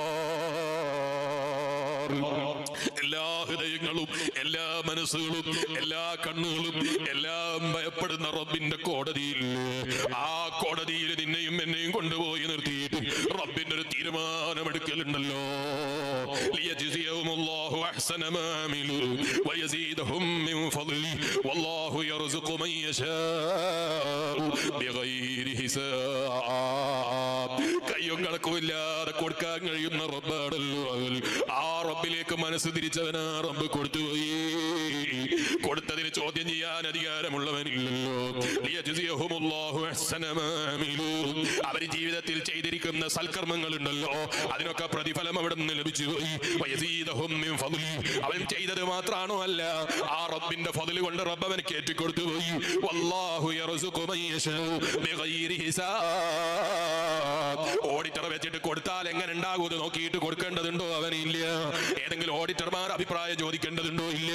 മലക്കുകൾ അഭിപ്രായം ചോദിക്കേണ്ടതുണ്ടോ? ഇല്ല. ആ റബ്ബിന് കൊടുക്കുന്നതിന് എന്റെ ഖജനാവിൽ എന്തെങ്കിലും കുറവ് വരുമെന്ന് പേടിക്കേണ്ടതുണ്ടോ? ഇല്ല. ഇത് പറയുമ്പോ ന്യൂ ജനറേഷനിലെ ചില ആളുകൾക്ക് തോന്നും, അതെങ്ങനെയാ മുസ്ലിയാരെ ഉണ്ടെങ്കിൽ, അതെങ്ങനെ മുസ്ലിയാരെ ലോകത്തുണ്ടെങ്കിൽ, ഒരേ ചൈനക്കാരൻ അവന്റെ ചൈന ഭാഷയിൽ നിന്നോട് പലതും പറഞ്ഞപ്പോ നിനക്ക് മനസ്സിലായില്ല അല്ലേ? ഇംഗ്ലീഷ് അറിയൂന്ന് പറയുന്ന നിന്നോട് അമേരിക്കക്കാരൻ അവന്റെ സ്ലാങ്ങിൽ പറഞ്ഞപ്പോ നിനക്ക് മനസ്സിലായില്ല അല്ലേ? ബ്രിട്ടീഷുകാരൻ അവന്റെ സ്ലാങ്ങിൽ സ്പീഡിൽ പറഞ്ഞപ്പോ നിനക്കത് മനസ്സിലാക്കാൻ സാധിച്ചില്ല അല്ലേ? അവൻ പറഞ്ഞത് തെറ്റായത് കൊണ്ടാണോ? അല്ല. അവൻ പറഞ്ഞത് ശരിയല്ലാത്തത് കൊണ്ടാണോ? അല്ല. നിനക്ക് മനസ്സിലാക്കാനുള്ള ബുദ്ധിയില്ലാത്തത് കൊണ്ടാണ്, മനസ്സിലാക്കാനുള്ള അറിവില്ലാത്തത് കൊണ്ടാണ്. ഇതുപോലെ മോമിനായ മനുഷ്യ, പാരത്രിക ലോകത്തെ റബ്ബിന് പല തീരുമാനങ്ങളുണ്ട്. ബുദ്ധിയിൽ അവന്റെ അടിമകളായ എനിക്ക് നിനക്കും ചിലപ്പോൾ അത് ഉൾക്കൊള്ളാൻ സാധിക്കൂല. ഇന്നത്തെ കാഴ്ചയിൽ ഇത് നോക്കി അനുഭവിക്കാൻ ചിലപ്പോൾ കഴിയൂല. അത് ചിലപ്പോൾ വിലയിരുത്താൻ സാധിക്കൂല. അതേ സ്ഥാനത്ത് ആ റബ്ബിന്റെ ഖജനാവുണ്ടല്ലോ. ഇന്നല്ലാഹ ഗനിയ്യുൻ ഹമീദ്. അവൻ കൊടുത്താൽ തീരാത്ത യഥാർത്ഥത്തിലുള്ള ഖജനാവിന്റെ ഉടമസ്ഥനാണ് ആ റബ്ബ്. വല്ലാഹു യർസുഖു മൻ യശാഉ ബിഗൈരി ഹിസാബ്. കയ്യും കണക്കുമില്ലാതെ കൊടുക്കുന്ന റബ്ബാണവൻ. ആർക്ക് കൊടുക്കുന്ന ഖുർആൻ പറഞ്ഞത്? അല്ലാഹുവിനെ ഭയപ്പെട്ട് ജീവിക്കുന്ന മഹാന്മാർക്ക്, റബ്ബിനെ സ്നേഹിച്ച് ജീവിക്കുന്ന സ്വാലിഹീങ്ങൾക്ക് അല്ലാഹ് കൊടുക്കുമെന്നാണ് പറയുന്നത്. അതിനെന്ത് വേണമെന്നാണ് മുഅ്മിനീങ്ങളെ ഞാൻ പറഞ്ഞത് അറിയോ? അല്ലാഹുവിന്റെ ദിക്റിലായുള്ളൊരു ജീവിതം വേണം, അല്ലാഹുവിനെ സ്മരിക്കുന്ന ഒരു ഹൃദയം വേണം, അവന്റെ പൊരുത്തം പ്രതീക്ഷിക്കുന്ന ഒരു മനസ്സ് വേണം. അല്ലാഹ് നീ ഞങ്ങൾക്ക് ഓശാരം നൽകണം റഹ്മാനേ. ഹബീബായ അഷ്റഫുൽ ഖൽഖ് മുഹമ്മദുർ റസൂലുള്ളാഹി സല്ലല്ലാഹു അലൈഹി വസല്ലം ആ ദിക്റിനെ കുറിച്ച് പറയുമ്പോൾ ഹബീബ് നബി സല്ലല്ലാഹു അലൈഹി വസല്ലം തങ്ങൾ പറഞ്ഞു, ആ ദിക്റുകളുടെ കൂട്ടത്തിൽ ഏറ്റവും ബഹുമാനമുള്ള ദിക്റാണ് അവന്റെ മനസ്സുകൊണ്ട് അവൻ ചൊല്ലുന്ന ദിക്ർ. തക്ഫീറു സഅത്തിൻ ഖൈറും മിൻ ഇബാദത്തി 70 സന. ഒരു മണിക്കൂർ അവന്റെ മനസ്സുകൊണ്ട് അല്ലാഹുവിനെ കുറിച്ച് ചിന്തിച്ച് അല്ലാഹുവിൽ കൊടുക്കുന്ന, അല്ലാഹുവിന്റെ പ്രീതി പ്രതീക്ഷിക്കുന്ന ഒരു ഹൃദയം അവന്റെ കയ്യിലുണ്ടെങ്കിൽ അവനിക്ക് 70 കൊല്ലം ഇബാദത്ത് ചെയ്യുന്നതിനേക്കാൾ അല്ലാഹുവിനെ സ്മരിച്ചുകൊണ്ടുള്ള ഒരു മണിക്കൂർ, അല്ലാതെ വെറുതെ നിസ്കരിക്കുന്ന നിസ്കാരത്തെക്കാൾ 70 അല്ല 700 കൊല്ലം നിസ്കരിക്കുന്നതിനേക്കാൾ എത്രയോ പവർ ഉള്ളതാണ് അല്ലാഹുവിനെ സ്മരിച്ചുകൊണ്ടുള്ള, അല്ലാഹുവിനെ ഹൃദയത്തിലേറ്റിയുള്ള അവന്റെ ജീവിതത്തിലെ അമലുകളും അവന്റെ ചിന്തകളും എന്നാണ് മഹാനായ അഷ്റഫുൽ ഖൽഖ് മുഹമ്മദുർ റസൂലുള്ളാഹി സല്ലല്ലാഹു അലൈഹി വസല്ലം നമുക്ക് നൽകിയ പാഠം. എൻ്റെ വയത് കേൾക്കാമെന്ന വിശ്വാസികളെ, നമ്മളൊക്കെ വയത് പറഞ്ഞിട്ട് നന്നാകണമെന്ന് വിചാരിച്ചിട്ടല്ല ഈ മുത്തഅല്ലിം ഇവിടെ വന്നത്. വയത് പറഞ്ഞ് ഞാനൊന്ന് നന്നാകാനാണ്. അല്ലാഹ് ഞങ്ങളെ വയത് കൊണ്ട് നീ ഞങ്ങൾക്ക് മാറ്റം നൽകണം റഹ്മാനെ. ഞങ്ങളെ ദുനിയാവും ആഖിറവും നീ വിജയിപ്പിക്കണം റഹ്മാനെ. എവിടെയും ഞങ്ങൾക്കൊരു പരാജയം തന്ന് നീ ഞങ്ങളെ നശിപ്പിക്കരുത് റഹ്മാനെ. അല്ലാഹ് രോഗം കൊണ്ട് ദുആ ചെയ്യാൻ പറഞ്ഞവർ, മാറാ രോഗങ്ങൾ പറഞ്ഞ് കണ്ണുനീരൊഴുക്കിയവർ, ഞങ്ങളോട് പറയുമ്പോൾ അവർക്ക് മനസ്സിന് സമാധാനം കിട്ടുന്നത് ഞങ്ങൾ ഭയങ്കര ദുആക്ക് ഇജാബത്തുള്ള ആളുകളായതുകൊണ്ടല്ല. ഇവിടെ കിടക്കുന്ന മഹദിയെ പോലെയുള്ള വലിയ വലിയ മഹദിമാരുടെയും മഹാന്മാരുടെ ഒക്കെ ഹദറത്തിൽ ചെന്ന് ഇതുപോലുള്ള മുഅ്മിനീങ്ങൾ കൈയുയർത്തി ആമീൻ പറയുമ്പോൾ ദ്വാരക്കൂന്ന് വിചാരിച്ചിട്ടാണ്. അല്ലാഹ് എന്ത് രോഗം പറഞ്ഞവരുണ്ടോ നീ ശമനം നൽകണേ അല്ലാഹ്. ഞങ്ങൾക്ക് അത്തരം രോഗങ്ങളൊന്നും തന്ന് നീ പരീക്ഷിക്കരുത് അല്ലാഹ്. ജീവിക്കുന്ന കാലത്തോളം ഇസ്സത്തിലും ആഫിയത്തിലും തഖ്വയിലും ഇഖ്ലാസിലും വറയിലും നിന്റെ പൊരുത്തത്തിലും ആയുള്ള ജീവിതം നീ ഓശാരം നൽകണേ അല്ലാഹ്. പടച്ച റബ്ബേ, നീയാണ് കൊടുക്കുന്ന റബ്ബ്. ഞങ്ങൾക്കൊന്നും തടയാനും വാങ്ങാനും അറിയില്ല. നീ ഞങ്ങൾക്ക് എന്താണ് ഖൈർ എന്നറിയുന്ന റബ്ബാണ്. ഞങ്ങൾക്ക് ഖൈറിന്റെ കവാടങ്ങൾ ധാരാളം തുറക്കണേ അല്ലാഹ്. ഞങ്ങളെ മക്കളെ നീ നന്നാക്കി തരണേ അല്ലാഹ്. ഞങ്ങളെ നന്നാക്കി ഞങ്ങളെ ഉമ്മ ബാപ്പമാർക്ക് സന്തോഷം നൽകണേ അല്ലാഹ്. ഞങ്ങളെ കൊണ്ടോ, ഞങ്ങളെ ജേഷ്ഠാനുജന്മാരെ കൊണ്ടോ, ഞങ്ങളെ മക്കളെ കൊണ്ടോ, ഞങ്ങളെ ഉമ്മ ബാപ്പമാർക്കോ ഞങ്ങൾക്കോ ഒരു വിഷമം തന്നു നീ പരീക്ഷിക്കരുത് അല്ലാഹ്. ഞങ്ങളെ മക്കളെ നന്മ കണ്ട് ദുനിയാവിലും ആഖിറത്തിലും സന്തോഷിക്കാൻ ഞങ്ങൾക്കും ഞങ്ങളെ പ്രിയപ്പെട്ട ഉമ്മ ബാപ്പമാർക്കും നീ ദീർഘായുസ് നൽകണേ അല്ലാഹ്. ആഫിയത്ത് നൽകണേ അല്ലാഹ്. തഖ്വനേറ്റി കൊടുക്കണേ അല്ലാഹ്. ഞങ്ങൾക്കും നീ തഖ്വനേറ്റി തരണേ അല്ലാഹ്. ഇഖ്ലാസിനേറ്റി തരണേ അല്ലാഹ്. വറയിനേറ്റി തരണേ അല്ലാഹ്. പരിശുദ്ധമായ വെള്ളിയാഴ്ച രാവിലെ ഞങ്ങൾ ഉയർത്തിയ കയ്യെ നീ കബൂലാക്കി തരണേ അല്ലാഹ്. നിന്റെ ഹബീബ് ഞങ്ങളെ നേതാവ് നബി മുഹമ്മദുർ റസൂലുള്ളാഹി സ്വല്ലല്ലാഹു അലൈഹി വസല്ലം അവിടത്തോടുള്ള മഹബ്ബത്തിനെ ഞങ്ങൾ ഹൃദയത്തിൽ നീയറ്റി കെട്ടിയേറ്റി തരണേ അല്ലാ. പടച്ച റബ്ബേ, നിന്നെ സ്നേഹിച്ച് ഒരുമിച്ച് കൂടിയ മോമിനിങ്ങളാണ് ഇവിടെ ഒത്തുചേർന്നവർ. ഞങ്ങൾ ആരും ഒന്നും ചെയ്തു കൊടുക്കാൻ കഴിയുന്നവരല്ല, നീ എല്ലാറ്റിനും കഴിയുന്ന റബ്ബാണ്. ഞങ്ങൾ ഈ മജ്‌ലിസിൽ വരുമ്പോൾ പടച്ച റബ്ബേ, ഈ മഖാമിലേക്ക് വരുമ്പോൾ നൂറുകണക്കിന് ആഗ്രഹങ്ങളും പ്രശ്നങ്ങളും പ്രയാസങ്ങളും മനസ്സിൽ കരുതി വന്ന ഉമ്മമാരുണ്ട്, ഉപ്പമാരുണ്ട്, ചെറുപ്പക്കാരുണ്ട്. അല്ലാഹ്, അവരെയും ഞങ്ങളെയും നീ തന്നെ ഏറ്റെടുക്കണേ അല്ലാ. ഞങ്ങളുടെയും അവരുടെയും എല്ലാ പ്രശ്നങ്ങളും നീ തന്നെ പരിഹരിച്ചു തരണേ അല്ലാ. ഞങ്ങളുടെയും അവരുടെയും എല്ലാ ബുദ്ധിമുട്ടുകളും നീ തന്നെ പരിഹരിച്ചു തരണേ അല്ലാ. കടക്കാരാക്കി ഞങ്ങളെ നീ മരിപ്പിക്കരുത് അല്ലാ. എല്ലാ ഹൈറിന്റെ വഴികളും നീ ഞങ്ങൾക്ക് തുറക്കണേ അല്ലാ. പടച്ച റബ്ബേ, ആരെ മുന്നിലും കൈനീട്ടി സ്വന്തം ആവശ്യത്തിന് വേണ്ടി യാചിക്കുന്ന ഒരു ഗതികേട് ഞങ്ങളുടെ ജീവിതത്തിൽ തന്ന് നീ ഞങ്ങളെ പരീക്ഷിക്കരുത് അല്ലാ. ഞങ്ങളുടെ ജീവിതം നീ ഇസ്സത്തിലാക്കണേ അല്ലാ. ഞങ്ങളുടെ മരണം നീ ഇസ്സത്തിലാക്കണേ അല്ലാ. മരിക്കുന്ന സമയത്ത് ഞങ്ങളെ നേതാവ് നബി മുഹമ്മദുർ റസൂലുള്ളാഹി സല്ലല്ലാഹു അലൈഹി വസല്ലം അവിടുത്തെ പൂമുഖം കണ്ട് പുഞ്ചിരിച്ച് മരിക്കുന്ന സാലിഹീങ്ങളിൽ പാവപ്പെട്ട അടിയങ്ങളായ ഞങ്ങൾ നീ പെടുത്തി അനുഗ്രഹിക്കണം റഹ്മാനെ. ചോദിക്കാനൊന്നും അർഹരല്ലെന്നറിയാം, പക്ഷേ നീ വല്ലാത്ത കാരുണ്യമുള്ള റബ്ബാണല്ലോ. നിന്റെ റഹ്മത്ത് കൊണ്ട് ഞങ്ങളെ നീ പൊതിയണം റഹ്മാനെ. ഞങ്ങൾ ആക്തിബത്ത് നീ നന്നാക്കി തരണം റഹ്മാനെ. ആക്തിബത്ത് ചീത്തയായി പോകുന്ന നശിച്ചവരെ കൂട്ടത്തിൽ ഞങ്ങളെ നീ പെടുത്തി നശിപ്പിക്കരുത് റഹ്മാനെ. വലാഖിബത്തുലിൽ മുത്തഖീൻ, അവസാന വിജയം മുത്തഖീങ്ങൾ കാണുന്ന നിന്റെ ഖുർആൻ, ഞങ്ങൾക്ക് ആ വിജയം തന്ന നിന്റെ റഹ്മത്ത് കൊണ്ട് നീ ഞങ്ങൾ അനുഗ്രഹിക്കണം റഹ്മാനെ. റബ്ബനാ തഖബ്ബൽ മിന്നാ ഇന്നക അൻതസ് സമീഉൽ അലീം വതുബ് അലൈനാ ഇന്നക അൻതത് തവ്വാബുർ റഹീം واغفر لنا يا غافر المذنبين آمين آمين برحمتك يا أرحم الراحمين. ഈമാനുള്ള വിശ്വാസികളെ, നിങ്ങളൊക്കെ ദുആകളിൽ ഈ പാവപ്പെട്ട മുത്തഅല്ലിമിനെ മറന്നു പോകരുതെന്ന വസിയത്തോടെ ഞാൻ എൻ്റെ പ്രസംഗം നിർത്തുന്നു. എന്നെ വേദ കേൾക്കാമെന്ന വിശ്വാസികളെ, ഈ പൊയ്യത്തവയിൽ ഈ പാവപ്പെട്ട മുത്തഅല്ലിമ് മുമ്പ് പ്രസംഗിക്കാൻ വന്നിട്ടുണ്ട്. അന്ന് നമ്മുടെ കൂടെ മഹാനായ താജുശ്ശേരിയ അലിക്കുഞ്ഞി ഉസ്താദ് സദസ്സിലുണ്ടായിരുന്നു. ഉസ്താദ് അവരുടെ ആശീർവാദം ഉണ്ടായിരുന്നു. ഈ പാവപ്പെട്ട മുത്തഅല്ലിമിന് ഇന്ന് ഇവിടെ വരുമ്പോൾ താജുശ്ശേരിയുടെ ആശീർവാദം വലിയ പ്രതീക്ഷയായിരുന്നു. അന്നത്തെ ആശീർവാദവും അന്നത്തെ ദുആയും അവസാനം ഉസ്താദ് അവരുടെ സദസ്സിൽ പങ്കെടുത്തപ്പോൾ തന്ന ഇജാസത്തുകളും വലിയ ധൈര്യമായിരുന്നു. പക്ഷേ ആ താജുശ്ശേരി അലിക്കുഞ്ഞി ഉസ്താദ് ഇന്നും ഈ സ്റ്റേജിലും നമ്മുടെ ഈ സദസ്സിന്റെയും പരിസരത്തുണ്ടാകണമെന്ന് ഈ മോമിനികളാകുന്ന മോമിനികൾ മുഴുവനും കൽബോട് നിറച്ച് ആഗ്രഹിക്കുന്നുണ്ട്. എത്ര മോമിനികള് ഇവിടെ വന്ന ഉസ്താദിന്റെ മക്കളും ഉസ്താദിന്റെ ശിഷ്യന്മാരും ഉസ്താദിനെ ഇഷ്ടപ്പെട്ട പ്രിയപ്പെട്ട നാട്ടുകാരും ആ ഉസ്താദിന്റെ ഒരു ഹുളൂർ ഒരു മണിക്കൂറെങ്കിലും നമ്മളെ ഉറൂസിൽ നമുക്ക് കിട്ടുമോ എന്ന് നമ്മൾ ആശിക്കുന്നുണ്ട്, ആഗ്രഹിക്കുന്നുണ്ട്. അതുകൊണ്ട് നമ്മൾ വിശ്വസിക്കുന്നുണ്ട്. പക്ഷെ അതൊന്ന് കണ്ടാസ്വദിക്കണം എന്ന് ആഗ്രഹിക്കാത്ത എത്ര വിശ്വാസികൾ ഈ സദസ്സിലുണ്ട്. എല്ലാവരും ആഗ്രഹിച്ചിട്ടും അലിക്കുഞ്ഞി ഉസ്താദിന് ഒരു സെക്കൻഡ് പോലും നമുക്കിന്ന് കാണാൻ കിട്ടിയിട്ടില്ല. എന്റെ വേല കേൾക്കുന്ന വിശ്വാസികളെ, അലിക്കുഞ്ഞി ഉസ്താദിന്റെ ദർജ അല്ലാഹു ഉയർത്തിക്കൊടുക്കട്ടെ. ശിഷ്യഗണങ്ങളുടെ ഒരുപാട് ദുആ, അവിടുത്തെ ഇഷ്ടപ്പെട്ട അണികളുടെ പ്രാർത്ഥന, അവിടുത്തെ ദർജ ഉയരാൻ ധാരാളമാണ്. പക്ഷേ ഞാൻ ചോദിക്കട്ടെ, ഇതുപോലെ എന്നെയും നിങ്ങളെയും കബറിൽ വെച്ചിട്ട് ആശിക്കുന്ന മക്കളും ബാപ്പമാരും ഇഷ്ടപ്പെട്ട പ്രിയപ്പെട്ട കൂട്ടുകാരും എത്രയോ ജനങ്ങളും കബറിന്റെ പുറത്തുണ്ടാകാം. പക്ഷേ നമ്മളെ കബറിന്റെ പുറത്ത് കൊണ്ടുവരാൻ കഴിയുന്ന ഒരൊറ്റൊരാളും ഇല്ലാതെ പോകുന്ന ദിവസം, ആ ദിവസത്തെ കബറിലെ ജീവിതത്തിന് വേണ്ടി മോമിനെ നമ്മൾ എന്ത് സമ്പാദിച്ചു എന്ന് നമ്മളൊന്ന് നമ്മളോട് ചോദിച്ചു നോക്കണം. താജുശ്ശേരി അലിക്കുഞ്ഞി ഉസ്താദ് കബറിൽ കിടക്കുമ്പോൾ ഉസ്താദ് അവർക്ക് വേണ്ടി മാറ്റിവെച്ച ഇതുപോലെയുള്ള എത്രയോ മോമിനിങ്ങളുടെ ദുആയും എത്രയോ ആയിരക്കണക്കിന് പ്രിയപ്പെട്ട വിശ്വാസികളുടെ പ്രാർത്ഥനയും ആമീനും ഉസ്താദ് അവർക്ക് സമ്പാദ്യമായുണ്ട്. നമ്മളെ ജീവിതത്തിൽ നമ്മൾ ആ കബറിലേക്ക് പോകുമ്പോൾ കബറിന്റെ ഉള്ളിൽ സുഖത്തോടെ കിടക്കാൻ ഈ പ്രസംഗിക്കാൻ എഴുന്നേറ്റ് നിന്ന മുത്തഅല്ലിമായ ഞാൻ, എനിക്കറിയില്ല. എന്റെ കയ്യിൽ ഞാൻ ഇന്ന് ഇവിടെ വരുമ്പോൾ സ്നേഹത്തോടെ അയച്ചു തന്ന ടിക്കറ്റിന്റെ കോപ്പി കൊണ്ട് മറ്റന്നാൾ ഇന്ന സ്ഥലത്ത് എത്തണം എന്ന് പറഞ്ഞ പ്രവർത്തകനെ എനിക്കറിയാം. നാളത്തെ വേദനത്തുമോ എന്ന് വലിയ പ്രതീക്ഷയോടുകൂടെ നോട്ടീസ് അടിച്ച് കാത്തിരിക്കുന്ന മോമിനികളെ എനിക്കറിയാം. പക്ഷെ എനിക്കറിയില്ല നാളത്തെ ദിവസം ഞാൻ ഉണ്ടാകുമോ എന്ന് എനിക്ക് പറയാൻ അറിയില്ല. മഹാനായ സഖറത്തു സാദാത്ത് അല്ലാഹു ദർജ ഉയർത്തണേ അല്ലാ. അവിടെ നിന്ന് പോകുന്നത് അവസാനത്തെ ദിവസം വേല പറഞ്ഞു പോകുമ്പോൾ ആ നാട്ടുകാർക്ക് അറിഞ്ഞിട്ടില്ല ഇത് അവസാനത്തെ വേലാണെന്ന്. വേല കേൾക്കുന്ന വിശ്വാസികളെ, ഇതുപോലെ നമുക്കും ഒരു അവസാനം വെച്ചിട്ടുണ്ട്. എവിടെയാണെന്നും എപ്പോഴാണെന്നും അറിയാത്ത ആ ദിവസത്തിന് വേണ്ടി ഒരുങ്ങുന്ന സംസ്കരണമാണ് നമ്മുടെ ജീവിതത്തിൽ എല്ലാ മേഖലകളിലും മുത്തഅല്ലിമായ ഞാനും നിങ്ങളും വരുത്തേണ്ടത്. ഇത് ആദ്യമായി മുത്തഅല്ലിമായ എന്നെ ഓർമ്മപ്പെടുത്തി, നിങ്ങൾ ഓർമ്മപ്പെടുത്തി ഞാൻ എന്റെ വാക്കുകൾക്ക് വിരാമം കുറിക്കുന്നു. പ്രസംഗത്തിലോ അല്ലാതെയോ ഇഷ്ടപ്പെടാത്ത വാക്കുകളോ പ്രവർത്തനങ്ങളോ വന്നുപോയെങ്കിൽ പൊരുത്തപ്പെടണമെന്ന വസിയത്തോടെ വാഖിറു ദഅവാനാ അനിൽ ഹംദുലില്ലാഹി റബ്ബിൽ ആലമീൻ. അസ്സലാമു അലൈക്കും വറഹ്മത്തുള്ളാഹി വബറകാതുഹു.